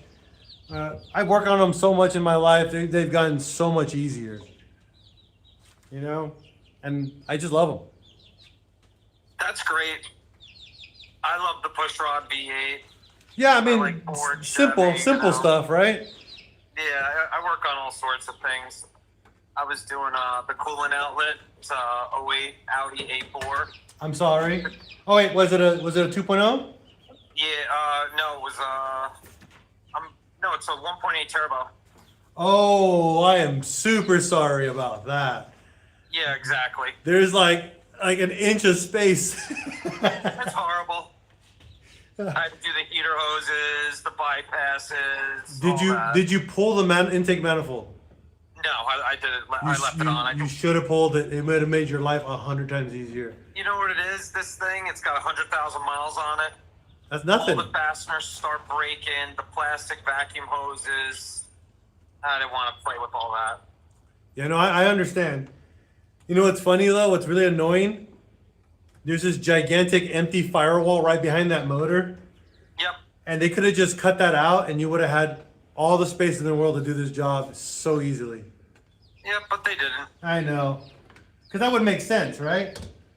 Well, also, too, I got to put the fan module in it, too. So I got to take the nose off the car tomorrow. Oh, there's an easy way to do that. So, have you ever taken the front end off those cars yet? Oh, so many. Oh, okay, then. You're good, then. I don't need to tell you the easy way. Yeah. Yeah, so many. I pop the whole clip off. It usually takes me about an hour to get access to everything. Yeah. The good thing, though, is that they're not like all the American cars where you can't pull the whole front end off. Yeah, I mean, I do it a lot with the BMWs, too. Yeah. I love that German cars give you a service mode. Yeah, it just takes forever. BMW, yeah, but Audi's is not too bad. So I got to do that, and also too, I had to do the turn signal switch on the column. Oh, yeah, it's not that bad. You know how to take the steering wheels off of those? Yeah, I got the spline torques and all that. No, but do you know which direction to do the release on the spring? What, for the airbag? Yeah. Yeah, that one. It's two P30 torques. Says you keep spinning them out, you turn the wheel, and then you can pull the bag. Yeah, good job. Look at you. You already know the job, see? I've been doing this 26 years. Well, I've been doing this air filter for 26 days, and it won't go in, for fuck's sake. Oh, yeah, you're going to be playing with all that tubing, filing, adjusting. Well, this car's done. It just needs an air filter and injectors, and I'm done. What year's that one? This is a 2002. At least it has Ford style. It has what? That one has Ford style injection. Yes, I don't have to deal with carbon buildup. Yeah, that's trying to pull some of those out sometimes. Oh, there's a cool tool. Do you have the tool for? No, It's like I'm gonna buy it. the one that sits on top and you just crank it and it pops right out. Yeah, there's the other one, the pneumatic one with the adapters. Yes. It'll actually hammer it out. Yeah, no, that tool saves so much time and life, because those cars will suck the life out of you trying to pull one injector. Yeah, then you know what I do a lot of times? I take throttle body cleaner Mm-hmm. and I douse where the injector goes, and I just let it sit. Oh, so you do the carbon cleaning from the inside too? I do that before, like I'll put like some in the tank, drive it around. Mm-hmm. That helps to break up the carbon, but sometimes you really get them stuck in there. Yeah, you have to take the intake manifold off. Yeah, when it's that bad. Some of the GMs, the Ecotech motor, they had secondary air injection, the early ones, Mm-hmm. and the ports actually used to clog up, and then you'd have to go in there and ream them out. Oh, that sucks. It was horrible. And then you Yeah. get all sorts of like lean running conditions, and then sometimes it'll show on the mixture it's going to rich because the computer's trying to compensate. Yeah, that's why I waited to buy a truck. I waited for the 2020 F-150 because they threw in direct and port injection on them. Yeah. So I don't have to worry about carbon buildup. 16 injectors, great. I know, right? Ridiculous. Just ridiculous, these engineers. Yeah, it's like, why can't we just go back to port injection? Nothing was different about it. Yeah, because they're trying to squeeze out every little part of fuel that they can to make these requirements. I know, that's also stupid. It's ridiculous. All right, I think I'm gonna throw some lube on that dang thing to see. Right, listen, this is my question for you. I got Okay. a question. Okay, so I put the turn signal switch in this Audi. Okay. I put the clock spring back in, everything's fine. Now I put the wheel on, right? Uh-huh. And it rubs the back of the housing. Like the trim that goes around the column. What? Yeah, that's what I said. There's no adjustment. Everything has a fixed location. So, right, you know, on the switch itself, you have like that horseshoe that sits behind it Yeah. with all the electrical connections. Yep. Okay. There's on the shaft itself, there's I think it's an 8mm Allen head that you lock into the actual like column itself. Okay. It almost sits there as far as like Yeah, that's what pretty much locks it from turning. correct. I think maybe I'm not far enough down because my housing and everything lines up. But once I go to put the wheel on, I can feel it rubbing. Oh, I know what happened. Yeah, you're right. So yeah, because that slides forward and back. Yep. So yeah, you might be out of alignment. Did you have to put new bolts in it, or were you able to just? I don't know if that one has the tearaway bolts. No, I didn't have the column out. Okay. I had it where I just dropped. I didn't even take the bezel off because you could sneak them in and out. Okay. That's how I've always done them. But I was like, maybe I'm not down far enough on the pinch bolt for where the actual switch housing sits. Yeah, you might just be just a tad off. But I was working on this thing for like 8 hours today between doing the housing and the back of the motor. And then I was like, I'll throw the switch in real quick. Hell yeah! Look at that. It fit. Just a little bit of wheel bearing grease. Oh, gotta love the red grease. Yeah, finally. Jeez, I just needed to test fit this dang filter because I'm not using this filter for daily. I just wanted to make sure everything clears. And yeah, we're good. We got. You got the filter right down and like in front of the wheel well? No, my filter sits right next to the brake booster. Oh, okay. Yeah, so I just needed to make sure that fits because I'm gonna buy the HKS one, the sponge, like the little dumb mushroom thing that they make. Yeah. Yeah, I wanted to buy that because that has a really good particulate filter built into it, and it has really crazy flow. So this is a cheap little what is this thing from AutoZone Spectre? Is it the 3A Racing? No, this thing's Spectre, whatever. Oh, okay. Yeah. It's like $30, I just wanted to buy it because I needed something for test fitting. Because HKS has their dimensions on the website, so it's the exact same. This filter has the exact same dimensions as the HKS filter, so it fits perfect. Like even my coolant lines don't even interfere with it, so I'm happy. That sounds like a win to me. Yeah, no, if it fits, it ships, bro. Yeah, 9 times out of 10. Yeah, and now, but what makes me happy is that I have nothing here now. So my next project, not now, but later in this build, is a water to air intercooler. Okay. That'll keep you busy. Yeah, well, I have the kit already. I just haven't been ballsy enough to put it in yet because I have to get custom piping made. I have to flip my this manifold has to turn around the other direction. So I have to turn this manifold this way because I want my intercooler right here, and I want super short piping. I want literally like probably 2 feet of piping, and that's it. Yep, you're gonna have some work ahead of you. Yeah, you should do a wire tuck. No, I don't really care for wire tucks. I just want my car functional. All that stuff, people like doing the wire tuck, put the panels over things. Mm-hmm. Waste of time. No, I love doing them. I just don't want it for this car.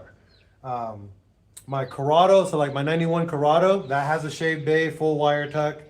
My 1986 GTI, also full wire tuck, shaved bay. I love doing them. They look gorgeous. You can't access anything without taking it all off, though. Ah, see? That's where you're wrong. It depends on how you design the wire tuck. So I design my wire tucks right inside the fender. So I run them right through the main fender and they go right underneath. All it is 4 bolts and fender pops right off and I have all my wires right there. And you have to take the wheel well out too. I don't rock wheel wells Oh, because okay. I'm on bad. Usually most of my cars are on air suspension, so wheel wells don't benefit at all. So typically I usually run a skid plate and then side panels, and that's pretty much it. And then everything else is just whatever. Run an open wheel. Yeah. And then all the wiring we run through it's kind of like a PVC pipe, but that's like kind of flexible. And I run all the wirings into that loom, and it's mounted right onto the fender line inside the inner body panel. So it will never fall down, and the fender won't the wheel won't ever rub it and rip a hole through it. Yeah. And it makes it waterproof too. Well, hey, if it works, it works. Yeah, and again, it takes like 20, maybe 30 minutes to pull the fender off, and it's right there.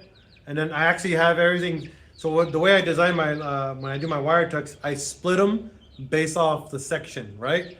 So I do like ignition wiring, all its own loom. I do the fuel injection wiring, all its own loom. Everything else is like separated. So that way, if I have to access something or there's an issue that is specific to my fault and it's a wiring issue, it's right there. Do you run like EVAP on all your cars and things, or no? No. Okay. No, all I have is the sensors that we run are the ignition coil, fuel injectors, coolant sensor, cam sensor, crank sensor, throttle body, and a map sensor and 1 O2 sensor. So I only use 8 sensors in total. Okay. So yeah, it's the bare minimum. That's running. Yeah, that's what you want. When you're gonna start doing cars like this, you want the bare minimum. Oh, and I have the VVT plugged in, but it's not used. It's disabled. Do you have inspection in your state or no? No. Well, I'm in New York City. We've had everything. Yeah, well, I'm from California originally. I just moved to Arkansas. I'm so happy about it. On vacuum, I pull HEPA filter. Wonder if HEPA filter would be good for my car. I don't know. Do you like Mike from Rust Bros Restorations? I think I know who that is, but I'm not 100% sure. We cut up the evap lines and use them for fishing. Yeah, I'm doing mostly cars. I have some people that come to me for like custom stuff. I got a Corvette myself and an old Mustang, like the 80s box body. Gotcha. Yeah, man. I mean, the communist states like New York and California, you can't enjoy anything. Yeah, well, the thing that's nice is if it's old enough, like pre-96, they just give you exemption now in the tri-state area. But like if you have newer stuff, you're not getting away with things unless you go for the specialty inspection. So like here in Arkansas, if it has 4 wheels and engine, it's legal. Yeah. That's it. No inspection, no smog, no anything. And you can run straight pipe, you can run a hood exit, you can do anything you want. Yeah, that's pretty nice. It is. It is. Like I have a fully built VW bus, and it shoots, it shoots flames out of the back of the exhaust, and I got a cop behind me just like going thumbs up. Yeah, in like tri-state areas like where I am. Mm-hmm. Yeah, the population is just so heavy, and the smog, like especially from all the cars. Yeah. Like the carbon, it's brutal. Like Yeah, no, I believe it. I know. Hold on. Do you know anything about diesels? Yeah. Well, of course you know. But what I'm asking, do you ever work on that stuff? Yes, I do. Arkansas, kick ass. I know. Shh, but don't tell people. No one needs to know about Arkansas. There's a lot of states that like Florida, you could do whatever you want in Florida. Yeah. Cosmic Drifter. No, but I finally figured out what it was. And it's one of my relays is getting stuck after 2 cycles. So it'll click on, click off, click on, click off, and then that's it. It will no longer cycle through the relay test. I find out which one it was. Apparently it's relay 180, but it's not labeled relay 180, and it's also not located in number 10 spot of the relay panel. It's located in a weird spot. It's a 2000 Jetta TDI. And it's pretty standard on where that spot is, which is very odd why it's in a different spot. But we think it's the Relay 180 that has failed. Does the Can you bring up the diesels? Because I got a question for you on a TDI. What's up? Have you ever heard of what's called the hammer mod? Yes, I know exactly what that is. Where you take a hammer and you smack the injection pump? Well, you don't smack the injection pump. You loosen 3 out of the 4 bolts, okay? And what's it called? It slides the head over forward and back. Pretty much, it's like adjusting timing, pretty much on the pump itself. That's the injection timing. Yeah, that's all you're doing. It gives you like no extra horsepower, but it gives it more torque. This one guy was telling me that he wanted me to do it. I was like, I read it, and I was like, this isn't gonna do shit. No, it does. It does do stuff, but it's not what you think. Like most people think. What kind of oscilloscope do you use? I use VCDS, the built-in oscilloscope in that. Yes, timing is the most important thing on TDIs. And that's what's cool about VCDS or VADCOM. It lets you use the built-in oscilloscope and actually has a bar where it tells you where timing is actually correct. So what's really cool, doing a distributor delete on what? Ridiculously, on what car? So on VCDS, there's an option for injection timing. And what that does, because you have a cam, there's a cam on here, or not gear, there's a gear for the pump that lets you adjust the timing on it. So you can get it where it's supposed to be most efficient, where it's not spewing coal, black smoke, where it's supposed to be running right.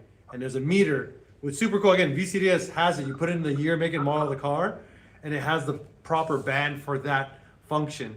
And then every time you turn on the car, you look at it, turn it off, readjust the gear until you're where you're supposed to be, and you're good to go. It's super easy. It's 3 bolts. Well, I'm going to let you get back to your live thing. I got to call it a night. But All right. Good talking to you.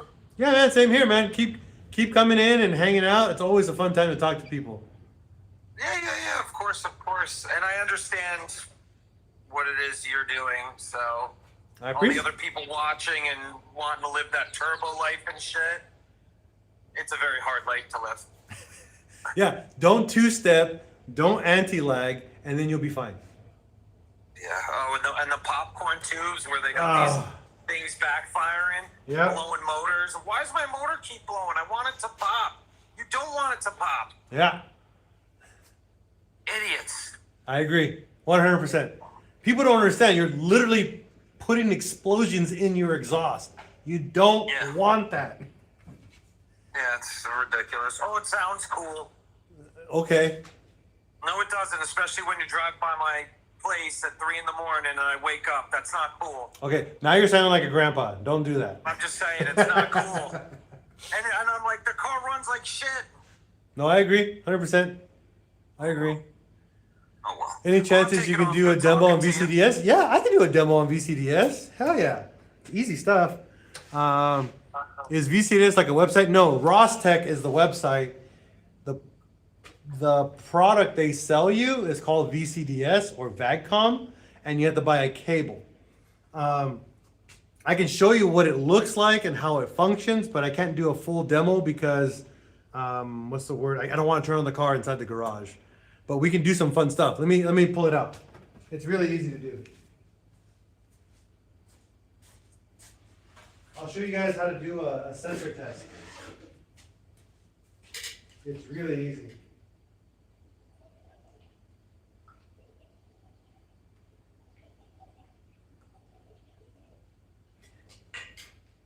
Oh, there's.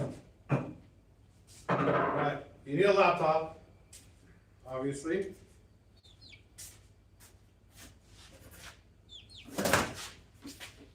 You get a chair.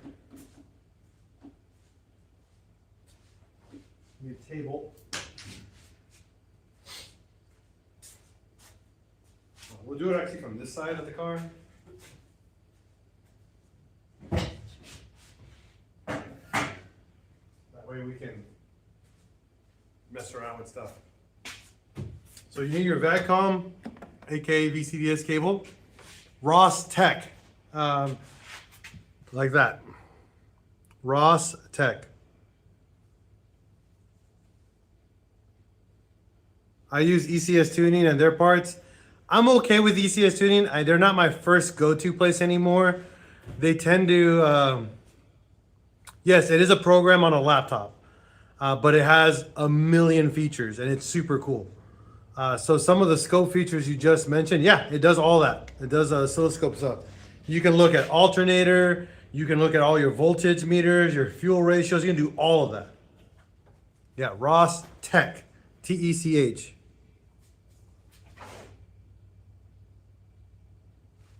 All right, let's do a quick demo of Ross Tech VCDS. All right, also known as VAGCOM. Whenever people tell you about VAGCOM, this is what we're talking about. Is it just Ross Tech? Yeah, it's just strictly for Volkswagen and Audi. This literally unlocks the full potential of your ECU. It's insane on how much you can control with this little cable. It's not a cheap cable though. This cable is not cheap, I tell you that.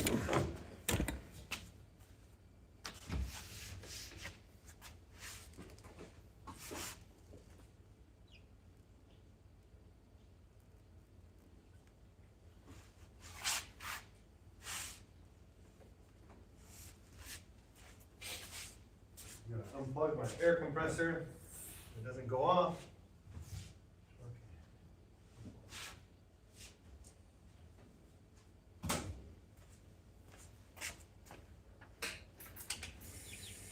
So we're gonna turn on the car.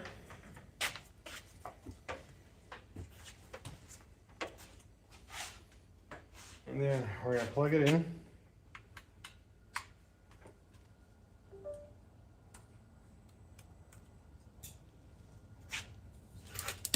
So I'm gonna do the best I can to show you guys this, okay? It's gonna be hard, but I'm gonna do, again, the best I can. I really can't get you guys super close.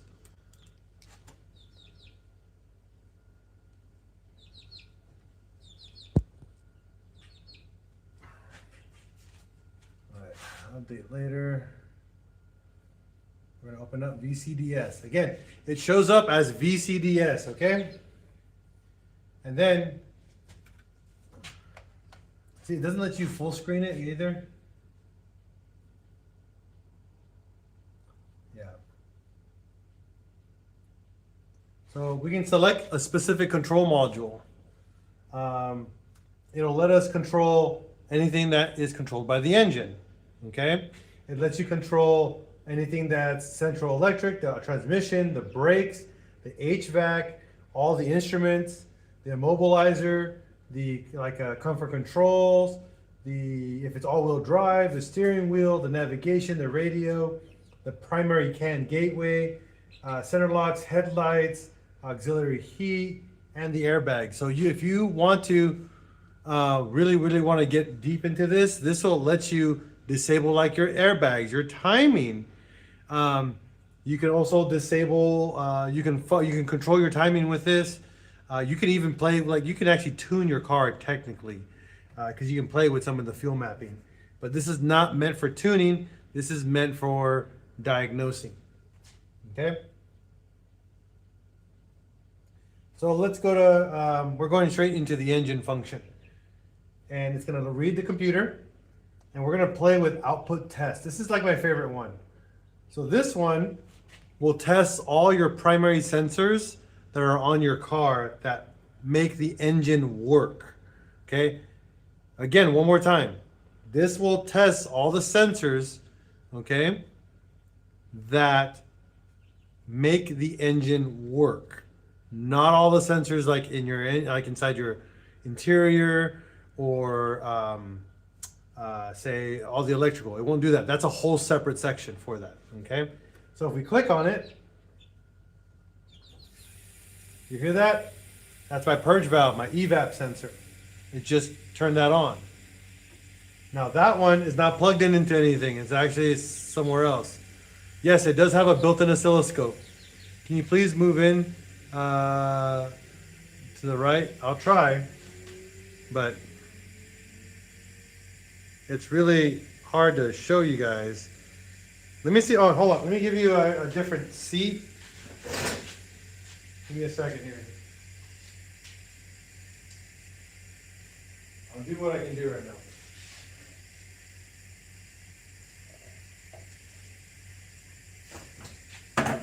Here.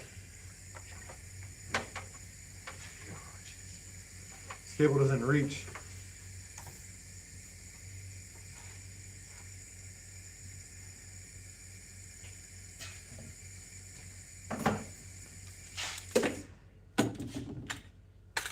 Again, it will cycle it for a decent amount of time, believe it or not, but then it'll stop eventually.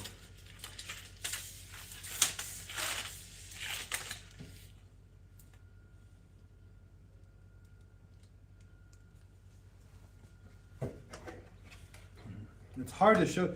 This software doesn't allow to zoom in, just so you guys know. So it's really hard to show you guys what you want to see. All right? I don't have a way to get you guys closer to this. Like, this is it. And I don't want to drop my laptop. All right, let me get the other guys over here because, see, this is going to fall. I don't want to drop anything.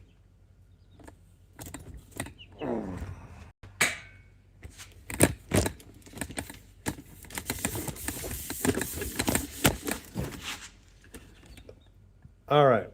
Again, I'm just showing you guys what it can do, okay?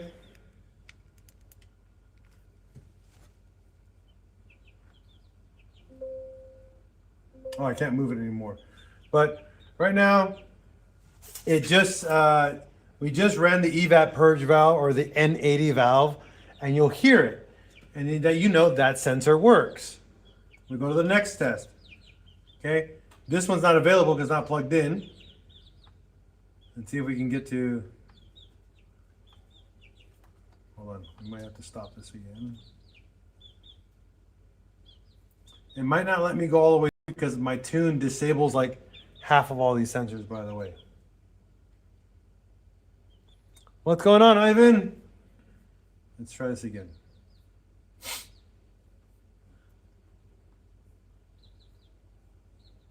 Engine.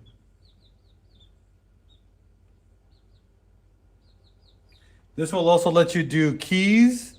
So if you buy a key and you want to like say you need to modify or actually program a key, you can program keys with this.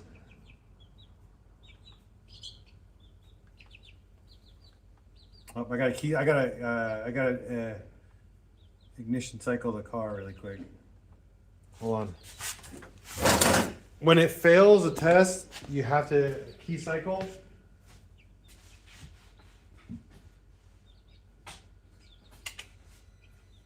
When you do a cycle, then it will let you redo the test. But you can't let it be testing all the time because it does cause issues. So you want to make sure you're...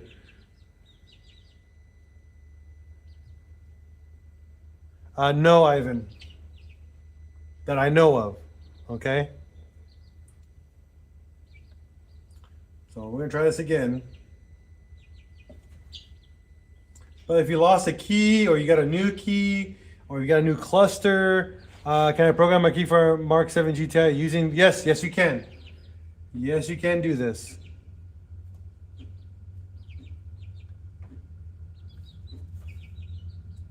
Yeah, see, now it's being a little jerk.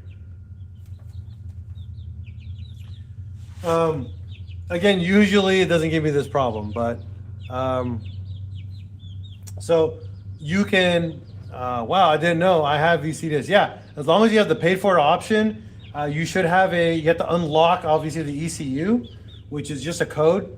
As long as you know that code, and then you have to get I think you have to get the clusters code, and then it will let you program a key. It's not that hard. There's actually Rostec on their website has a full DIY on how to do that. But you can code you can disable or code new bags. You can code like a bunch of stuff if you know where to look for it. It will give you your readiness monitors. As you can see, like all my monitors are permanently on. Do you need external hardware to program a key? Yes, there is a NFC reader you have to buy. Again, contact Rostec. They can give you all the information you need for that process. Here's again a good example of, it's hard to show you, but like all my smog things are working perfectly fine. And it shows you here, they're all good. Again, it's tuned that way, so I can't really do anything about that. But like say you want your fault codes, you want to just check your codes. It gives you really deep codes. So like right now, my cam position sensor was too high because I unplugged it. My cylinder 2, 3, 4, and 1 have all misfires because we unplugged them. That was when we were doing all the testing on this car. So I just go here. You can save them, you can clear them. I just want to erase them all. Done. Codes are done. If you want to do measuring blocks, this is a really good window. So if you want to see if you're within specifications for timing, see if your alternator is working, popping out all the voltage, you can open up an oscilloscope like someone else was asking. So there's a graph option right here, and here's your oscilloscope option. So they were asking about that. Okay, you have a full oscilloscope, and then you can pick what things you want to watch while it's running. For example, here's the coolant sensor. It's running right here, and you'll see the coolant sensor is running right here. Obviously, the car's not on and doing its thing, so it's not going up and down or going up in temperature. We can add, intake, temperature, mass, all that. We can add so much other like voltage supply, the coolant temp, air temperature sensor. You can add that as well. If you want to monitor it, you just click on these little check marks here, and you pick a color, and it'll give you a brand new color on your oscilloscope table. And you'll notice you'll start getting your oscilloscope.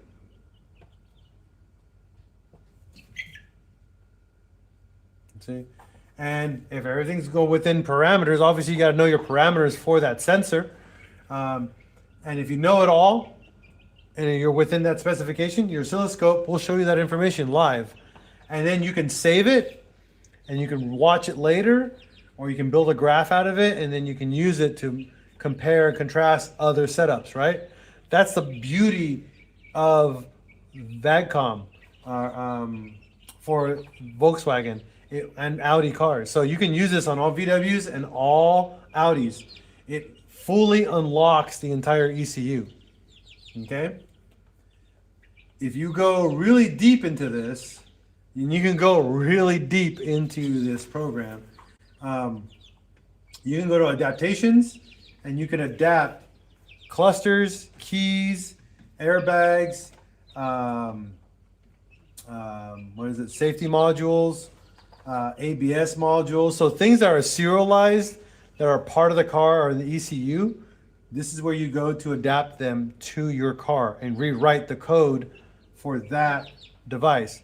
For example, a cluster. If your car has 100,000 miles and you buy a cluster with like 40,000 miles, it will not allow you to adapt that cluster to the car until it adapts to that VIN number and that, cluster's mileage. It's, again, because it's illegal to do that. However, all right, there's a big however. If you know what field the mileage is at, you can go into your coding and change the mileage on your car. You didn't hear that from me? All right? All right?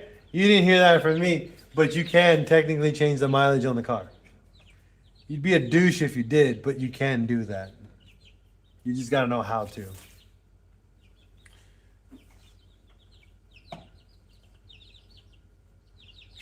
So there's a lot of cool stuff you can do with VAGCOM. I wish I can show you more and enlarge it, but they don't let you do full screen. So it's quite annoying, you know? Exactly, Rob, you didn't hear anything. I use it to do a lot of electrical work and test a lot of the sensors on the car. If you're bleeding your brakes and you're doing a full bleed, the ABS controller is right here. This is really cool. You can go to your basic settings, okay? And you can pretty much play with all the settings built into the ABS sensor. For some people, if you need to open the ABS valves to do a proper bleed on your car, this is the only way you can do it, by the way. You can do it with like other tools, like the Snap-on diagnostic tool will let you do that. I know, right? DM375. Yeah, 100% not full screen available. So annoying. Yes, you can. You can definitely scope cam and crank sensors, 100%. You just got to find it. So, and that one is going to be an engine. We want to go to the advanced mass values. And then you'll see here, they give you a list of everything. So we want to do the cam sensor. So let's type in cam. There's the camshaft. There's active camshaft and adjustment. So, and then you wanted, what was the other one? Crank.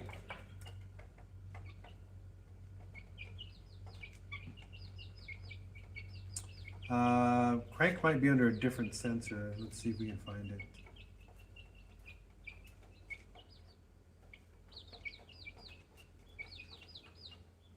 It might not show me the crank one for my setup. Again, I have a really unique ECU setup, so I might not be able to show it. Like, I don't even have the ability to have a MAF sensor.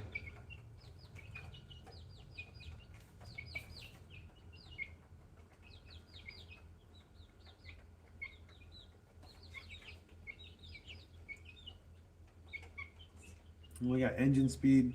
Yeah, it's not showing me the crank sensor on here. It might be just due to the fact the way my ECU is set up. So, but yes, you can, and then you can graph it. Like here's the cam sensor on a graph. If it's the car was running, you'd you get a readout on here for the cam sensor.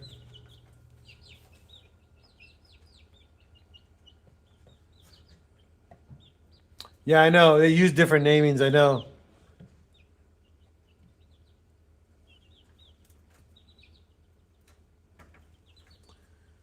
But yeah, this is again Rostec, and it's called VCDS, strictly for Volkswagen and Audis. Full ECU unlock and full capabilities. This is how you properly diagnose these cars. Now, if you guys own a Ford, you want to use ForeScan. I use ForeScan a lot because I own a Ford as well.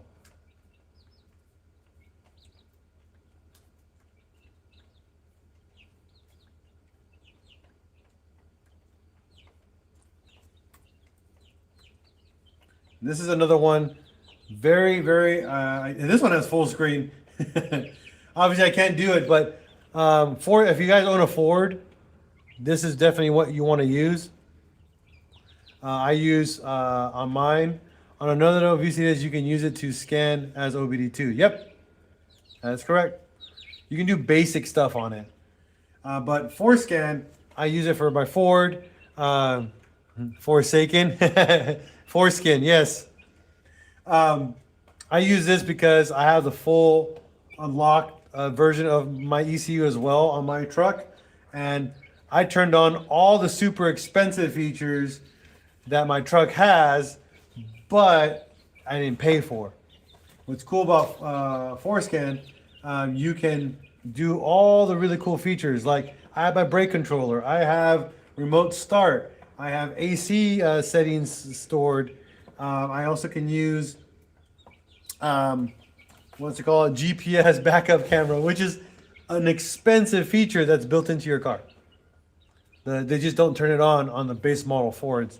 I turned it on my Ford because it came with it.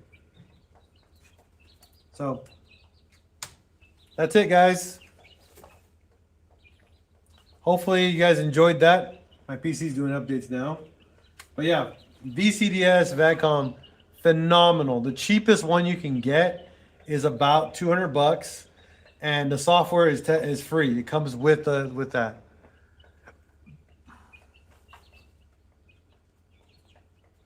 I don't like Ford, but I like Chevy and Dodge. I like a truck. Is there a remote start for Mark IVs? No. Mark IVs did not come with the remote start function. However, you can activate the remote window and a window open and close from your remote through VADCOM. You have that option. You can open your sunroof with your remote, and you can open your windows with your remote with your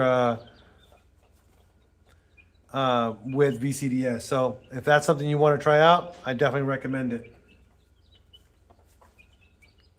And there's also a DIY on how to do it. It's super easy.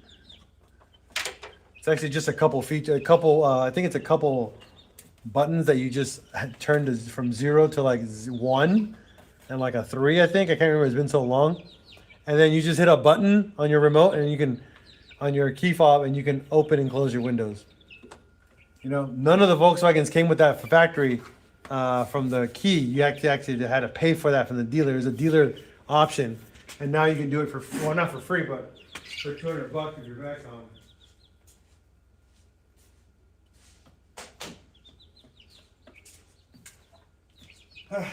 Well, I'm happy that I was able to get that filter on there and it fits perfect.